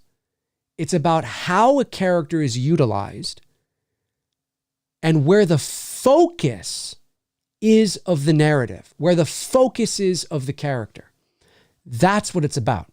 Because Jaws was hardly seen, the shark in Jaws was only actually seen in full. Like actually, I don't mean like the fin, and I mean like seeing the shark. 4 minutes. 4 minutes in a film that's over 2 hours long. And you don't see the shark in Jaws until 81 minutes in. That's like the length of some movies. So it's not about minutes and seconds. It's about where the focus is of the story. That's what it's about. And in that respect, I agree that the focus was in the wrong place. And so I think having some sort of prologue at the beginning where we see the cops and Karen's death and things like that would have served as the connective tissue, the buffer. Do you guys remember me talking about a buffer? Do you guys remember that? Me talking about a buffer? I had suggested that a buffer may have been needed to connect the two if you're fast forwarding 4 years. Now, there was a buffer. It was 1 year. And it was the Corey Cunningham buffer. But that's not the buffer they needed. That's not the buffer that they needed. So I'm disappointed. But I agree. Daryl. I think that would have been nice to see. $1 from Jay Thor. Thanks, buddy. Jose Reyes, $4.99. Dave, we need a watch along for the 40th anniversary of Halloween 3 with only Tony and Frank from the Slaughtered Lamb. Hopefully things don't go off the rails. What about Darren from the Slaughtered Lamb? You can't get him in there? I think you meant Darren and Frank instead of Tony and Frank. Maybe you meant Tony from Two Dudes. Yeah, it is the 40th anniversary this year. The 40th anniversary this year. That's crazy. That's crazy. I'm going to have to, yeah. Well, maybe it'll pop up. Dark Evan just sends in $2. Thanks, buddy. Appreciate it. Dan of Earth sends another $5. Thank you. Says, I have a hard time getting on board with any Halloween sequel that brings Michael Myers back because I feel it ruins the masterful ending of 78. Well, yeah. I mean, it's tough, right? You do have people out there. Thankfully for me, I've been able to compartmentalize it a bit more, and I can watch 1978 on its own, or I can watch 1978 and have it continue with Halloween 2, or I can watch 1978 and have it continue with Halloween 18. So thankfully I can do that. But yeah, no, I recognize what you're saying. There are a lot of people that can't. Noah Macaulay sends in a very generous super chat of $19.99. Thank you, Noah. And says, all in all, I was very disappointed with what Halloween Ends decided to do. Me too. But there were some aspects I genuinely loved. Me too. Corey is an amazing character, and Laurie Strode in this movie is my favorite since H81. Me too. That's what's so frustrating. I really liked Laurie's character in this movie, and this Corey story. Oh my God. This would have been, can you imagine? This is the story, as I said on Two Dudes the other night, this is the story that you would use or that you would tell as a fourth part, right? This would have been a great jumping off point for other stories within Haddonfield. Like I said, whether it's a film or a series, whatever you want to do. But this feels like a story that should have been told after the trilogy was done. That's how I feel. There's a lot of people that disagree with me. Dilson Ellis sends in $1.99. Thank you, Dilson. Jay Thor sends in $2. Says Ends was okay, but made no sense as an ending. I kind of agree with that. Yeah, for sure. AK Channel TV sends in $4.99. Says even though I hated Ends, I wanted it to do well at the box office. Sadly, it bombed really badly. Maybe fans didn't want to pay. What do you think? Well, the film didn't bomb. The film did not bomb, folks. Okay. The film did really well. It made worldwide, it made over $50 million opening weekend. Now, there may be and is likely to be a sharp sort of downward trajectory in terms of money this coming weekend. But the budget was $30 million. You know, it might end up breaking even, maybe making a little bit of profit. It's not a colossal failure. Maybe it's not as much as they would wanted. But, you know, over $50 million opening weekend, it's pretty good. It's pretty good. But if it wasn't on Peacock, would it have made more? Yeah, of course, because you're forcing people to go to the movie theater. And it also got very divisive reviews and very divisive word of mouth. So there could have been somebody that was excited to go see it, but heard the divisive word of mouth and was like, I'll just stream it. Absolutely, that happened. Absolutely. But it's not a bomb. It's not a bomb. Noah Macaulay sends in $4.99, says, sorry, I know I'm a bit late, but just wanted to show some support and share my opinion. Yeah, no worries, man. No worries. Thanks for supporting the channel. I really appreciate that. And again, I always say this because I want people to know, the reason why I say it is because it's important for people to understand that if you watch me on the regular, you will hear me say a lot of the same things over and over again, right? But please know it's because I get new viewers and subscribers all the time. And, you know, it might be the 40th time for you, but it's the first time for somebody else, right? So that's why you'll often hear me repeat certain things or, you know, say, and just a reminder, because, you know, people are tuning in at different times and all that kind of stuff, right? So just keep that in mind. Keep that in mind. But just know that no matter what kind of a Halloween fan you are, what movies you like, if Resurrection is your favorite, you are welcome here.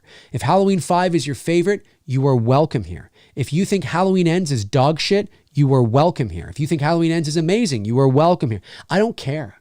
We all have different opinions. We all have different thoughts. We are just all, we're all Halloween fans. We're just different Halloween fans, right? Everybody has different levels of standards. My standards may be a lot more higher than yours, or your standards may be a lot more higher than mine. It's just different. We're all fans. I want us all to get along. Sincerely, I mean that. I know I can be loud and crazy and verbose, but we're all Halloween fans. Let's just calm down. The sun will set and the sun will rise the next day. It's okay. Whew. Dark Evan, 1990, sends in $5, says, sent a blank message like a dummy. Do you think David Gordon Green's trilogy was necessary or good overall? What sequels are really worth it to you? Overall, I'd say no. I would say that there's some good things in there, but I think it was unnecessary to move beyond the first one. Halloween 18. I think Halloween 18 was fun and there were some good things in it, but I think they probably could have wrapped it up. But it became the highest grossing slasher movie in motion picture history. $255 million, the worldwide box office. $76 million opening weekend. 70, what is it, like 8% on Rotten Tomatoes? It had the worst possible outcome for containing this beast. You know what I mean? But yet it's great because it did so well. So it's great for horror. It's great for movies. It's great for fandom. It's great for Halloween. But it's like, oh, now they're going to do more. And look what happened. Do you remember my videos where I'd say the more sequels you make, the likely, do you remember all that? It happened. Again. Let me see. Dylan Ellis, $4.99 says, hey, Dave. Oh, did I answer everything? Message worth it. Oh, and what sequels are really worth it to you? Right. Okay. Halloween 2, Halloween 4. Oh, you mean worth it? None of them are like, you mean like necessary maybe? I thought maybe like you meant sequels I really like. Necessary. I'm going to go with necessary because I think that's what you mean. None of them are necessary because the original intent of that character was that one movie. Like, again, I want people to understand that, he's not gone at the end of the movie. Loomis doesn't look over the balcony and have him gone to set up. Now, maybe in their minds, they thought, oh, it works that way. If our movie is successful, maybe it works. But that wasn't the intention. The intention was just to bring home the message that you can't kill the boogeyman. And then they end on static shots of, where he's been and you hear, right? That's the message. It's old school filmmaking, folks. But it was so successful. Highest grossing independent horror movie in motion picture history. Think about that. So that's why there was a sequel. But none of them are necessary. None of them are necessary. But my favorites, are 2, 4, 3, and 18, I guess. Dylan Ellis, $4.99. Hey, Dave, what do you think Carpenter thinks of the direction they took with Ends? Do you think he likes it, or do you think he rolled his eyes reading the script? I don't think he fucking cares. I'll be honest with you. I will probably say that he probably errs on the side that he's probably, I don't think he's likely someone that hates it, but he's probably like, whatever. He's getting a paycheck. He doesn't care.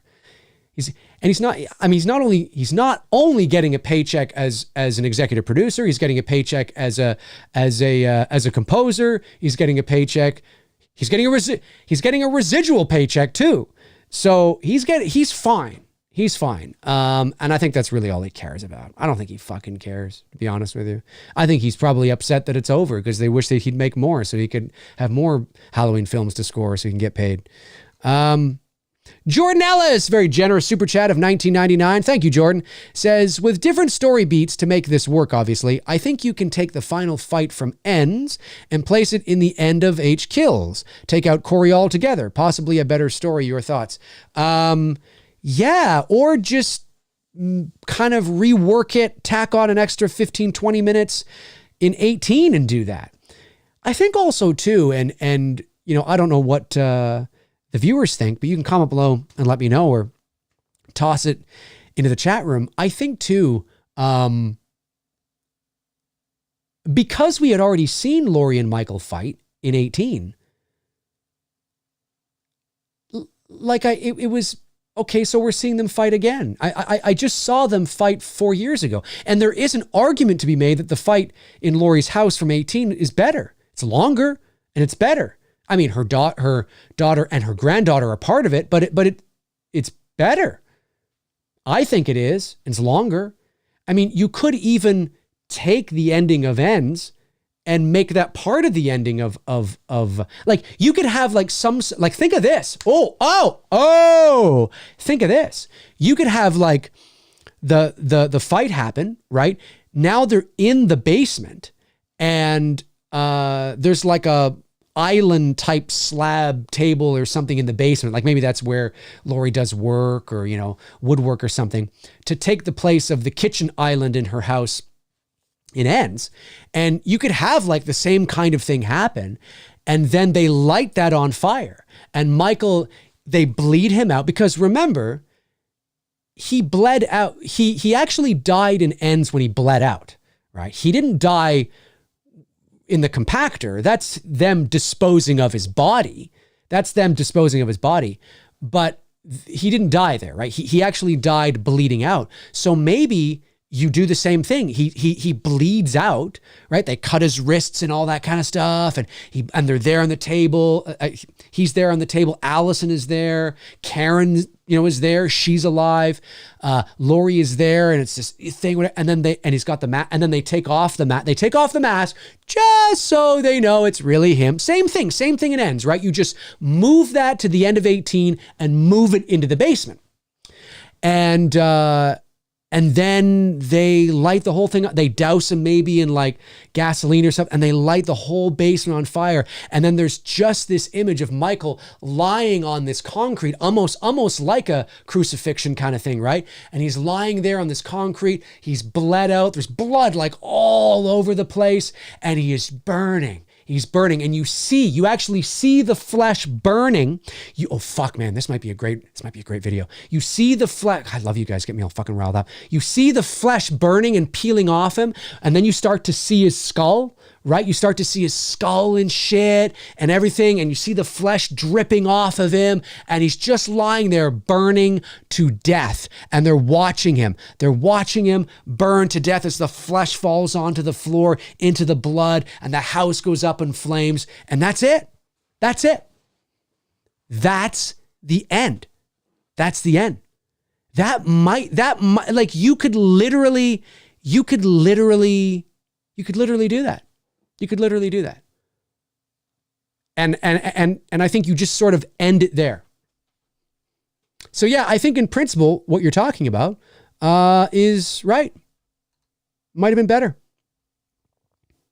Eddie Chase sends in $2, says, now that the trilogy is over, where does your channel go? That's a good question. Well, my channel, we still have the Two Dudes and Some Bullshit. So that's a show that Tony and I do where we watch movies and we talk horror movies and we do like what if scenarios and all that kind of stuff. So that's usually every Monday night at 6 p.m. Eastern Standard Time, unless of course we have to rearrange a couple of things. Bruce and I, of course, are in development on It's Me, Billy Chapter 2. So we are in development on that. So obviously that will be a big thing happening on the channel here because we want to get you guys excited again because we're going to need your help again. Right? I mean, although we've moved into development on it, It's Me, Billy Chapter 2 technically hasn't been greenlit yet until we can raise the money to actually do it. So we're going to be counting on you guys again and hopefully even more people that hopefully maybe saw the movie and liked it and didn't get in on the first campaign that want to get in on this one and all that. So that's going to be a lot of fun because Bruce and I want to end the story. Obviously, it was always, the first one was a cliffhanger for a reason. We want to end the story. We want to deliver a satisfying conclusion to our Black Christmas story, to Black Christmas fans. We want to deliver the same level of professionalism and production value and maybe even more than we did the first time in terms of things that are happening and all that kind of stuff. And then we want to move on to original films.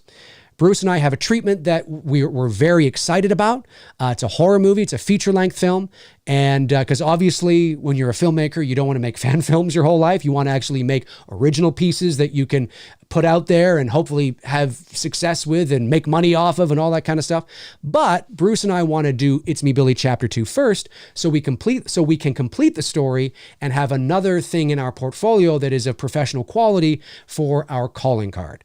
And we can, and of course, you know, we want to complete the story. Like I said, I mean, that's really, it feels sort of like unfinished and we're like, we got to complete that. So that's going to be a big thing on the channel. Also, in 2 weeks from now, 2.5 weeks, I fly to Phoenix, Arizona to shoot Dylan's new Nightmare. So I will be playing Freddy Krueger opposite Miko Hughes of Wes Craven's New Nightmare fame to do the unofficial sequel to Dylan's New Nightmare. The unofficial sequel to New Nightmare called from Wes Craven's New Nightmare called Dylan's New Nightmare. Okay, now I got it. And I am playing Freddy Krueger, and we're going all out. I mean, we're not talking about, silicone masks or all that kind of stuff. We're talking about prosthetics and the whole deal. We are going all out. We are creating me to look as Freddy Krueger as Robert Englund did. Now, again, can't tell you what look we're going for, but we're going all out. And so we got that happening as well. So that's going to be a big thing that we're going to be talking about here on the channel. And then there's all the other stuff that's going to come down, right? You know, whatever horror news comes down the pipe that I find value in that I want to talk about, live shows, Q&As, us just hanging out, talking movies. So the channel is in good hands. The channel has a bright future for sure. Very excited about it. Scott McFarlane sends in £4 and 49 pence and says, "Hi Dave, greetings from Scotland." Well, hello Scotland. Hope you're well there in Canada. Yeah, of Canada. Yes, Canada. Or Canada. So what was the Myers mask in the wall in the sewer in Enns? I have no idea. And again, I mean, was that something that Michael carved with his knife? Maybe it is. Was that something is there something underneath the town? You know, is there some sort of ritualistic pagan cult that's under the town? Ooh, I don't know, man. Interesting stuff though. Interesting stuff. Fast Forwards 29 sends in $9.99, says, "What's up, Dave? It almost feels like they purposely made ends to piss people off." No, that's not why they did it. Because they even said it would make fans upset. Why would they do that? Great show, Dave. Well, I think it's not about deliberately doing something that make fans upset. It's about understanding that the creative choices you have made will likely be divisive. However, if you are passionate about your vision, if you are passionate about the story you want to tell, and as a filmmaker feel that this is the story I want to tell, this is my vision, then you have to follow through with that. And regardless of what fans are going to, now it doesn't mean that filmmakers don't take the obvious things into consideration, but clearly David Gordon Green and company were very passionate about telling this story.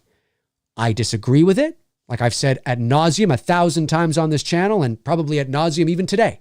I do not believe this is the only story you could have told and still deliver on the themes and the social commentary and the messages that you need to deliver on, right? Right.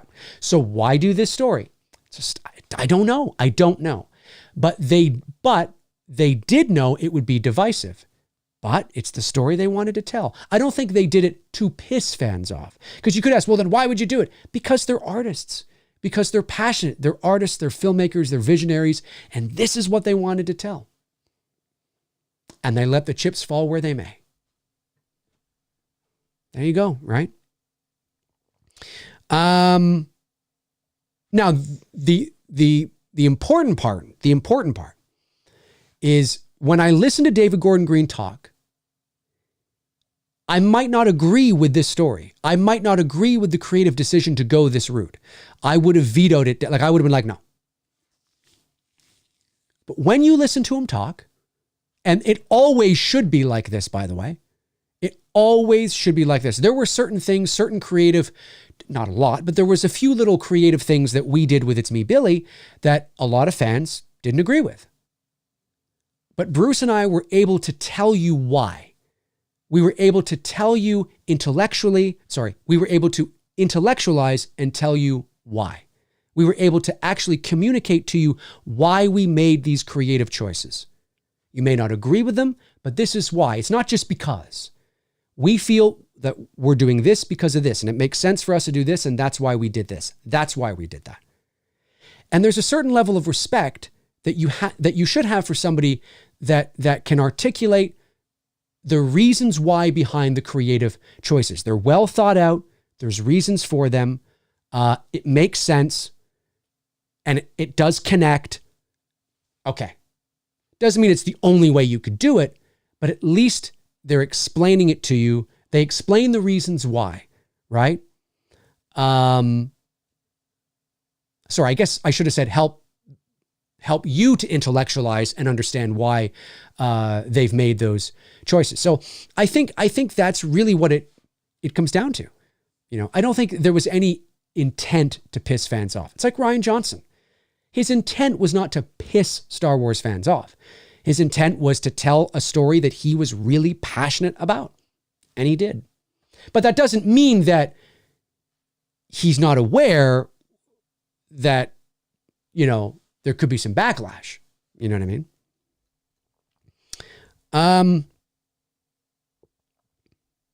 Sean McCarney sends in £4.49. Says, hey, Dave, I've never understood why Michael took the rabbit in red matches and dropped them at the Freddie Mercury crime scene.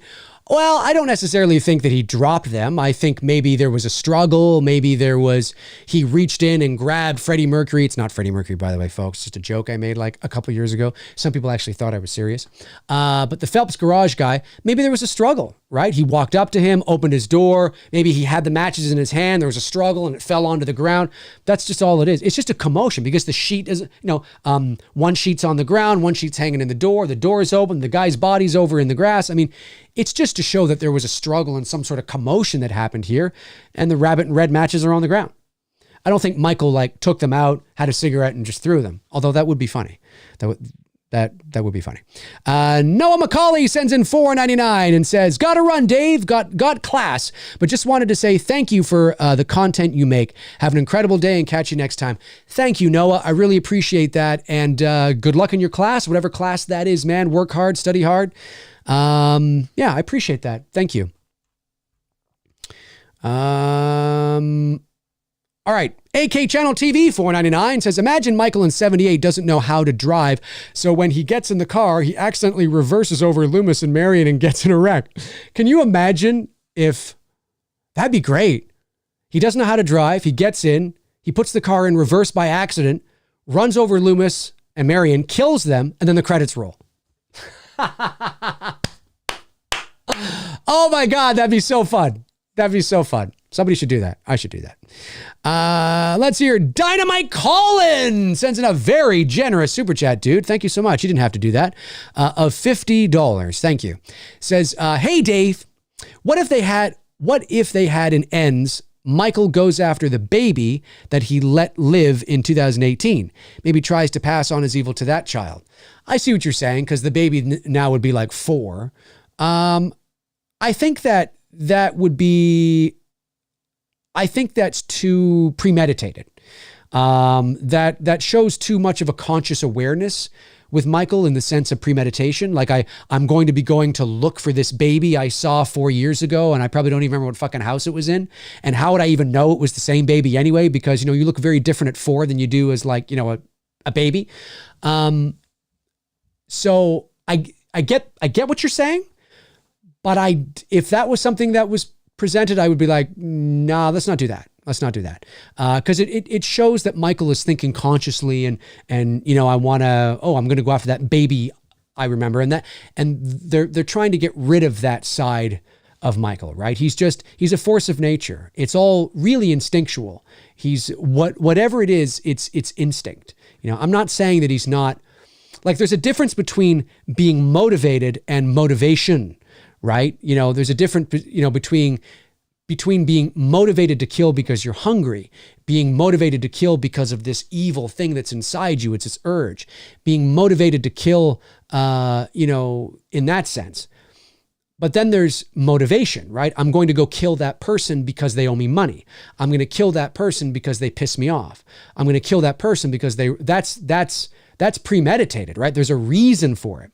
There's no reason for Michael doing what he's doing. And there was no reason for doing what he's doing in the original film. I mean, he might have instinctually become infatuated with these girls, perhaps, but it's not like it was premeditated, like he knew them in the original film. Remember, in Halloween 2, it's all because she was his sister.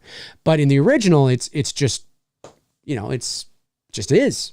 It's like a bear that goes after a deer. You know, it's not personal because the deer wronged the bear last winter and looked at him in, you know, a funny way. It's because bears got to eat, you know. But from a human perspective, when humans do that, because we live in a just society and we're supposed to not do that. We're supposed to not kill each other. We're supposed to not murder each other. That's illegal, right? When a force of nature like Michael comes along and is doing that, we want to place labels on it. We want to place a rhyme and a reason. And there just isn't. And that's scary, right? That's very scary. And that theme is in this new trilogy. I mean, it is there. It's jumbled, but it's there. So no, I wouldn't have done that. I wouldn't have done that. Fast Forwards 289 sends in a very generous super chat of $19.99. Thanks, buddy. Says, going through this trilogy the last 5 years has been fun, Dave, and look forward to what you bring in the future. You and Tony both. Glad I could be a supporter of your channel, and it's me, Billy, and look forward to part 2. Take care, bud. Well, thanks, man. I really appreciate that. Yeah, we're very excited about it. The other night when Bruce and I went out to dinner, because we were celebrating 30 years of friendship, we went out to dinner, and then we went to see Halloween Ends. We were talking about Billy 2 and our ideas and things like that, and we actually came up with this really cool idea for a shot, you know, and that's how it starts, you know. And there is a script that is being written, and it's exciting. It's exciting because we just want to deliver. Anyways. I've said it already. We're just very excited about it. We're very excited about it to deliver the final chapter to this story, you know, and to deliver on the quality like the first one. So it's going to be exciting. It's going to be exciting for sure. So I appreciate it. So hopefully all you guys will come out again. We're going to need you. We're going to need you guys. We're going to need you.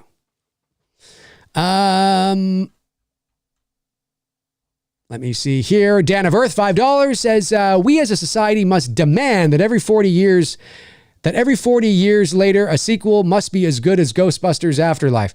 You know what? Ghostbusters Afterlife was pretty damn fucking good. I really like that movie a lot. I mean, I wouldn't say I love it, but again, Ghostbusters Afterlife was the Force Awakens of Ghostbusters. It was the Halloween 18 of Ghostbusters. Do you know what I'm saying? I will be very curious to see now what happens with the sequel, right? Ghostbusters Afterlife, a lot of familiarity, a lot of retread, nostalgia, but sometimes you need to do that to get a series that is kind of on a bumpy road back on track. You may think you don't need to do that, but sometimes it's best to play it safe, bring in the nostalgia, bring in the familiarity, tell a good Ghostbusters story, you're going to tell a good Star Wars story, whatever, and then from that point, move on. It's just Rian Johnson got too avant-garde and too experimental. It was just too ridiculous. And he's an amazing filmmaker. Look at Looper. Look at Knives Out. Glass Onions getting rave reviews. He's a good filmmaker. But I don't know what the fuck he was doing with Star Wars, man. I just don't. Michael V, $5 says, I believe John Carpenter was executive producer on this film as well. He was. How do you think he really feels about the film? There's no way he did all about the money. Well, Michael, again, we have to remember that an executive producer in the world of motion pictures can mean something and it can mean absolutely nothing. It's not like in the world of television, where in television you have what's called a showrunner. And a showrunner is basically your executive producer for all intents and purposes. And the showrunner is a huge deal. Because in television, a showrunner usually is through often the entire series, but certainly an entire season. So the showrunner is the one that really is a big deal when it comes to television. With directors, they're big deals too, but a director will sometimes come on and do a couple of episodes and then leave. It's the showrunner that is really making sure the creative vision is consistent all the way through, right? That there is continuity, there is consistency, that they're not veering off in too many different directions. When it comes to film, an executive producer can be a big deal, but it can also be absolutely nothing. Your name can be there because you took one phone call and because it will help sell the movie. Having John Carpenter's name as an executive producer on these movies really helps sell the film. Now, that doesn't mean that he didn't give creative advice. He did. That doesn't mean that he wasn't a force for having an ear to the scripts that they were writing. He was. But at the end of the day, his name was there to really sell it. And he was probably more focused on the music because that's where really his career is now, is focused on music. So I'd say that. But do I think he did it just for the money? No, I don't think just for the money. I mean, he's a creative guy. He likes being creative. He likes feeling, listen, he's at the end of his career. He likes feeling wanted and important. Sure. Strokes his ego a bit. Absolutely. But I don't think he really cares. At the end of the day, I don't think he really cares whether the movie is good or not, because his movie is still the gold standard, right?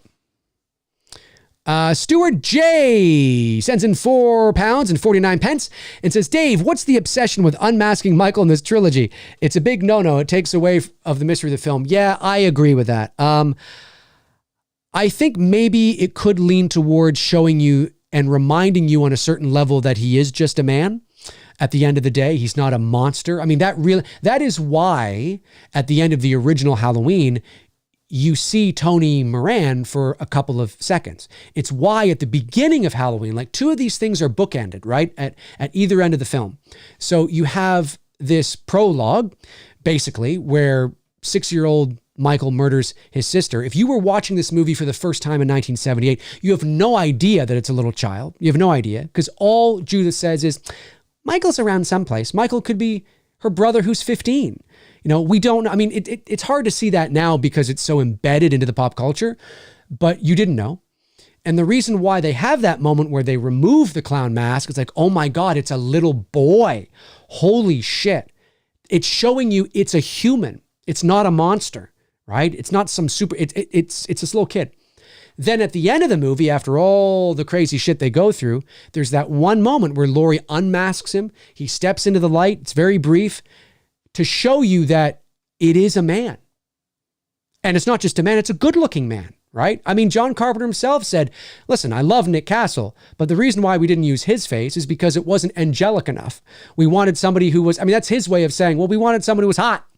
We wanted somebody who had, that jawline and when you look at pictures of Tony back in the day, he was a good looking dude. You can totally see that, he was like model-esque, wanted to show you that, oh my God, he's not a monster.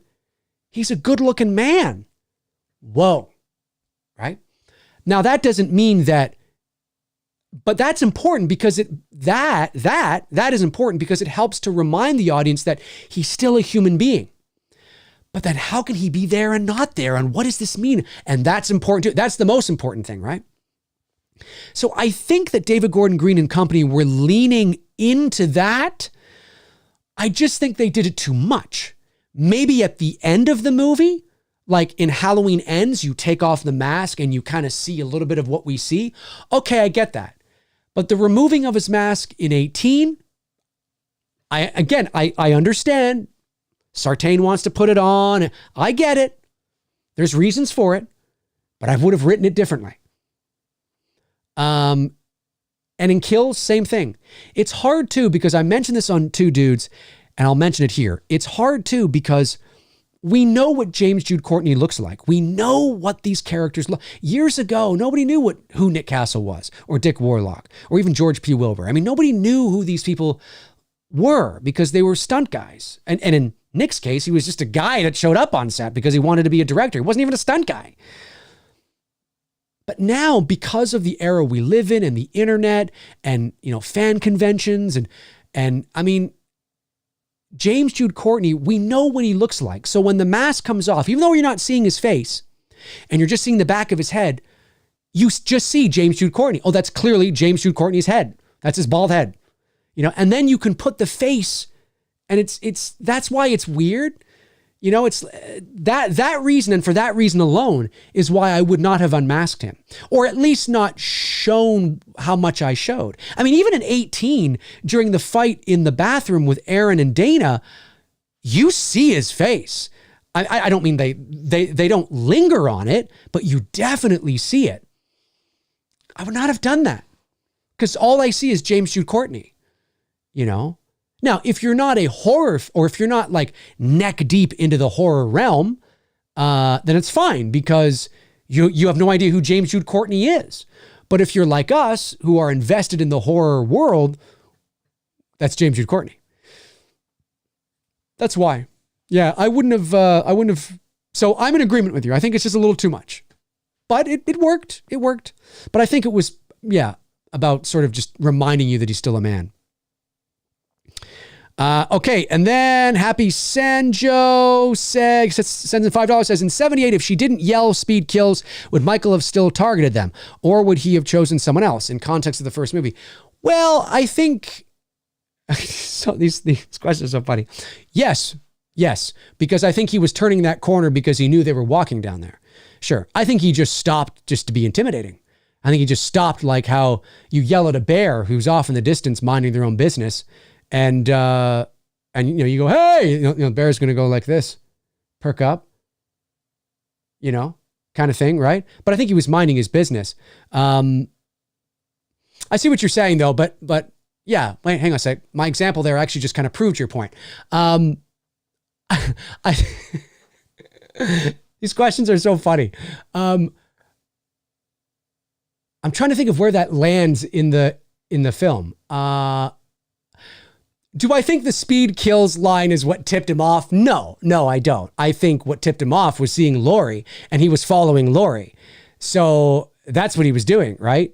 Is Laurie came up to that house. Had Laurie not dropped the key off of the Myers house, if Laurie hadn't dropped the key off of the Myers house, then I think you can make the argument that would Myers have even, no, because he wouldn't have even seen her. If they had just kept walking by, then nope. But I think Myers was already, I think when he turned that corner, he was like, oh, 3 bitches. Nice. 3 bitches instead of 1. Woo! It's like a bear coming up upon some sort of field. It was like, oh, 3 deers. Nice. That's what I think. Okay. I think I got all the super chats. I believe I have. Let's get some non-super chats here. Doodle-doo. Let me go back. I saw my name highlighted in a couple of spots. Go back. There's one there. Dude says, Dave McRae, your voice sounds like Tom Cruise today. My voice sounds like Tom Cruise today? Geez, dude. I don't know if that's a good thing or a bad thing. Maybe it's just the way I'm behaving. I'm not sure. Let me see. Keldon says their flashback scene was probably their most popular scene. You would have thought they would have wanted to make the end more like the original. I see what you're saying. You mean the flashback scene in Kills? Oh, the Halloween flashback scene in Kills is magnificent. The production design and the art design is like the set design is great. They've done such a it was terrific. It made me want to watch a whole movie in that time period.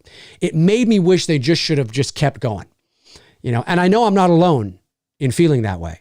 I know I'm not alone. So yeah, no, I agree. It's probably their best for sure. The Hatchet Boy says Dave's got the best channel on YouTube, hands down. Very flattering to say. I don't know if I would agree with that, but thanks, man. I appreciate you saying that. Thank you. I appreciate you saying that. I appreciate just I'll take the compliment. Gabagoo. I love that. Bruh. That makes no sense. He was strong from the get-go in Halloween 18. I don't know if you're talking to me or you're talking to somebody else. Rob Thidoff says, Dave, what do you think Deborah Hill, Mustafa Akkad, and Donald Pleasance would think of this recent trilogy? I don't know. Mustafa Akkad would think it's great because listen, with all due respect to the Akkad family, with all due respect to Mustafa Akkad, Mustafa Cod only cared about one thing: money, which is understandable. He was a financer, right? It was his bread and butter. He had relatively nothing else going on. I'm not saying he wasn't involved in other projects, but I'm saying he wasn't like a Kevin Feige. It was his bread and butter, and he never wanted Michael to die because it brought him in millions. And so I think he just would be like, oh, it's just good, yes, more like that. I think that's all it would have been. I think he just would have been like, yes, more. More. I actually think he would have been like, do not let him die on that counter. Donald, I think Donald would have appreciated the more back to basics. And I think Deborah Hill probably would have appreciated that too. But Mustafa wouldn't have given a frog's fat ass about that, because he just would have been just so happy that it's making money. I love Mustafa Cod, but he's he is what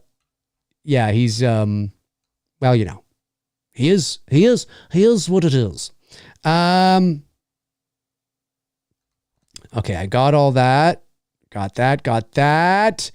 Let's see. Daisy McMillan says, Dave, you think that they should have left Lori unaware of Corey being evil and allowed her to think she killed Michael, then be surprised when Michael turns up.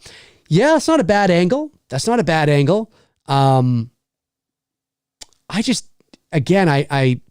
want to be a party pooper, but I just don't think you don't need him in this movie. You just really don't. Michael, I mean. Like, everything else was strong enough, and I was invested. You just didn't need it. Now, when I say you didn't need it, obviously you needed it in the story they're currently telling. If you were to remove Michael from Halloween Ends as it is right now, well, yeah, of course you can't do that, because then nothing makes sense. I just mean that if you take the foundation of the Corey story and you shift focus away from Michael to his evil is just because of the bullying and all that kind of stuff, it still works. Because you could have the town still be like, oh my God, what's going to happen? Is he going to become another Michael? You can still have the Michael aura and presence all through the movie, even though he's dead. Because people are thinking that Corey could become the next one. And that's what the story's all about. And Lori could still recognize it. I've seen this before in somebody else's. I've seen what I see in him and Michael's eyes. You could have Allison. You could still tell that it's just weird, isn't it? That you could still you could take out Michael and make just a few adjustments and literally nothing changes.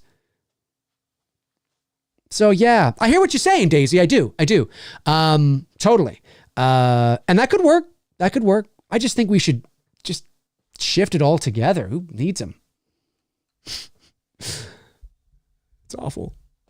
I can't wait for the comments. It's going to happen. Matthew Ferreira, $4.99 says, I've heard that people have been leaving rude comments on Corey actors' social media because they didn't like Ends. No clue why people do this stuff. I heard that too. And listen, if Rohan Campbell ever sees this, which he probably won't, because we're 2 hours into this thing and it's buried and it's a 2-hour live stream. But dude, you did a fucking amazing job. You were the best thing in this movie. Bar none, hands down. Period. No questions asked. You were the best thing in this movie. Your acting was great. I believed your transition. I believed you as an all-American kid in the first 15 minutes, and I believed you as you went further and further into darkness. Anybody that would take to social media and attack an actor on a personal level, if they're hurling like racial slurs or homophobic slurs, if they happen to be gay or black or Asian or whatever, or if they're white, just real mean shit and stuff, you're a fucking idiot. You literally are a fucking idiot. Seriously. What you're doing makes no fucking sense. It makes no sense. You either take this shit way too fucking seriously, or you have absolutely no fucking idea how movies are made. The actors have nothing to do with the outcome of the story. They are paid actors playing a part. He's not really Corey Cunningham. You're a fucking loser if you take to social media to do that. Why would you? What do you get out of it? What do you get out of doing that other than anger off your chest at the closest person related to the film? If you want to be angry with somebody, be angry with Blumhouse. But of course, you see, they're not as accessible, right? But even then, I wouldn't do that. Why? You think Blumhouse gives a fuck what you think? Do you really think they give a frog's fat ass that you didn't like the movie? They don't fucking care. They don't care. They don't care. They don't care. So if you're somebody that is taking to social media to hurl death threats and slurs and bullshit to these actors, grow the fuck up, man. You're a fucking you're a loser. It makes no sense to me. I've never, out of all the movies I've seen in my life, and out of all the disappointment I've had, did I take to social media and go, hey, Danielle Harris, fuck you for Halloween 5. Ah! Don Shanks. Ah! Who does this? What the fuck is I don't get it. It is a society built and created for spoiled little fucking brats who are entitled pieces of shit that think the world revolves around them. It doesn't. You're nothing. They don't care. It's a job. Stop it. Grow up. Seriously, man. The poor guy sitting like, what the fuck? You're a fucking loser. And I don't care if it's Daisy Ridley or John Boyega or Rohan Campbell or whoever. That girl that played Rose, Kelly Marie Tran from the Star Wars movies. The fuck? The internet is such an amazing space. But I'm telling you, the anonymity that people can be online is brutal. It's just brutal. People, firing things back to each other from fake accounts or accounts that just to create. Have the fucking, if you're going to say it, have the balls to say it from your own account. Listen, I get a lot of trolls and a lot of DMs from people who don't like me. I do. And sometimes I get it from people who are, hey, at least they have the balls to say it from their own account. And then there's people that just make accounts just to send that shit. If you're going to say that shit, have the balls to say it. Have the balls to say it so your grandma and your grandpa can also see it on your Facebook. You know what I mean? Like, fuck. It's just, it's mind-blowing to me that people watch a movie, they don't like the movie, okay, and then they go to Rohan Campbell's social media account to call him out. You're a fucking loser. You're just as much a loser as Freddy Krueger is in Freddy's Dead. So you're a fucking idiot.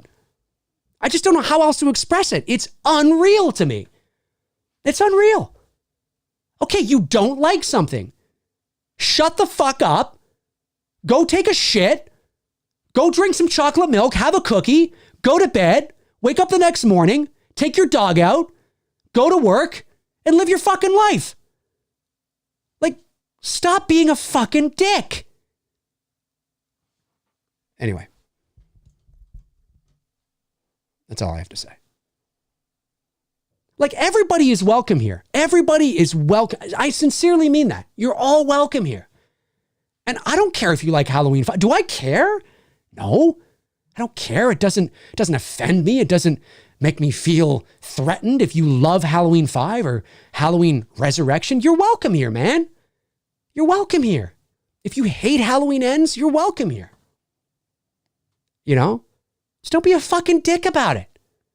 Stop being a dick. What do you get out of it? Like, what do you get out of it other than some sort of false sense of control? It's unreal. It's unfucking real. Yes, Cody, go take a shit. It's like, shut the fuck up. People take this shit way too seriously. We're creating a fucking society full of, this isn't real, folks. It's not real. It's not real. Rohan, if you're watching, dude, I'm really sorry you experienced that. He's probably okay. He's a Canadian. He's tough. He's tough. He likes hockey. He probably played hockey. He could probably beat the ever-loving shit out of most of the people that send him that shit, too. Like, you'd never say that to his face. You would never say that to Rohan's face. And half the shit that people say shit to me, they never say it to my face. They saw me on the street. They'd never say it. Because you don't have the balls to say it.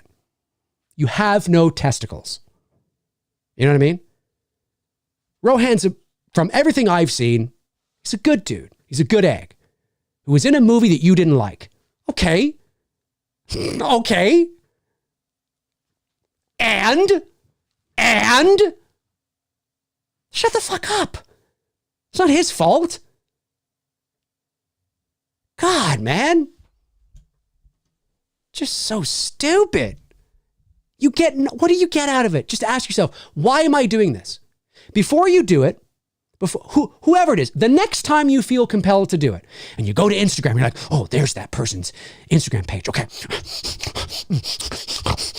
Okay. What am I going to say? I really fucking hated this movie. You don't like your character. Calm the fuck down.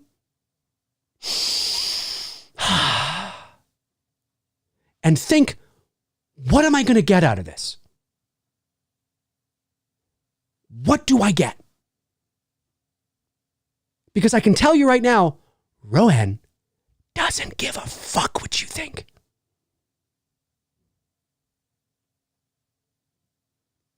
Why?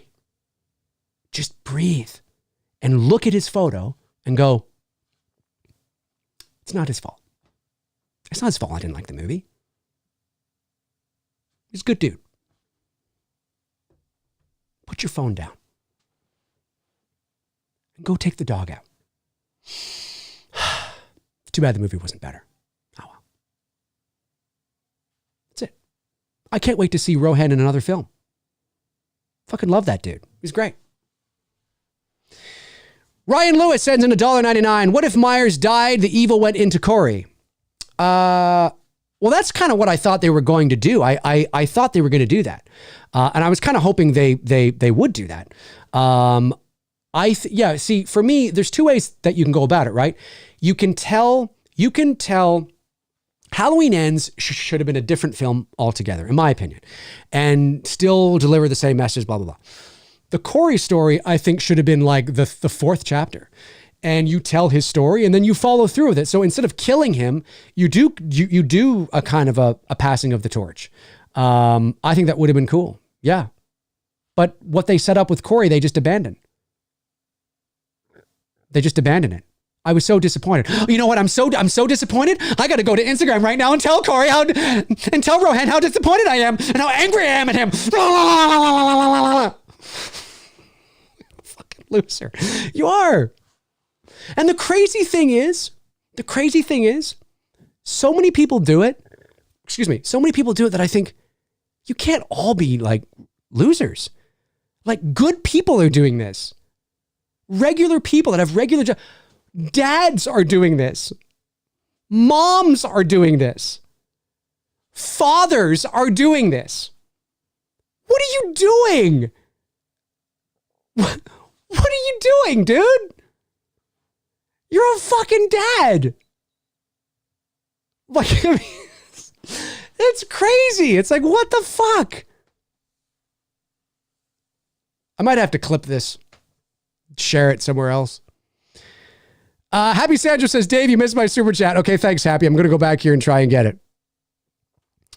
I missed your super chat?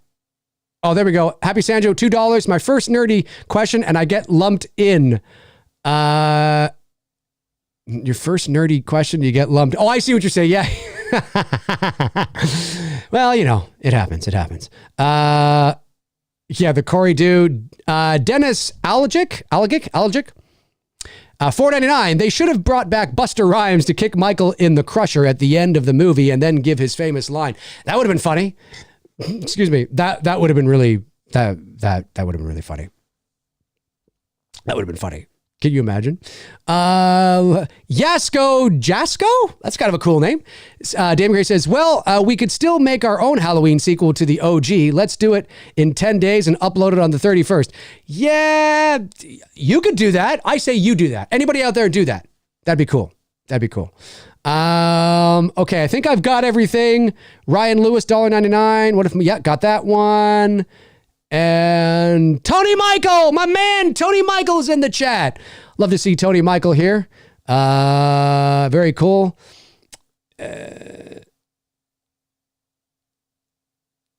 Totally, Tony. I agree with that. I agree with that.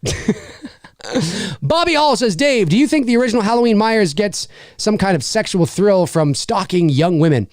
That's always been something that has been alluded to, but I wouldn't necessarily think that. But obviously cinephiles have written think pieces over the years, and you know, there's the whole virgin thing and the whole if you have sex you'll be killed. I mean, obviously those are tropes, but does Myers get a sexual thrill? I mean, he does pose Annie, but he also poses the guys too. I mean, he could be bisexual, who knows? I don't know. I've never gotten that impression. Let's just put it that way. I've never gotten that impression. Joe Hand sends in $5. Says, hey, Dave, why does Hawkins call Allison to find out where Lori is at the end of the movie? She gives her address when she calls in her suicide. Well, Hawkins maybe... I don't even know if Hawkins is part of the force. I mean, maybe he got a call from the police station and Hawkins was out somewhere and Hawkins just didn't know if that information came in or wasn't privy. I don't know. I have no idea. I have no idea. I have no idea, man. I don't know. All right, listen, that's going to do it for me here on this stream today. I know it was a long one, but the first like half hour is the ranking video. And then, of course, we dive into the Q&A, which I always like to do. Thank you to my great moderators, of course, Frank Riker, Tap the Short, Darren Sands, Chris Baber, Cody Snyder, and Andrew Stevens. You guys are amazing. You know you are. Thank you to all the Super Chat questions that came in today. Really, really appreciate that, of course. And folks, again, remember, and I mean this, you're all welcome here. We're all fans, man. We're all fans. Comment below and let me know your ranking. How would you rank the franchise now that all 13 films are there?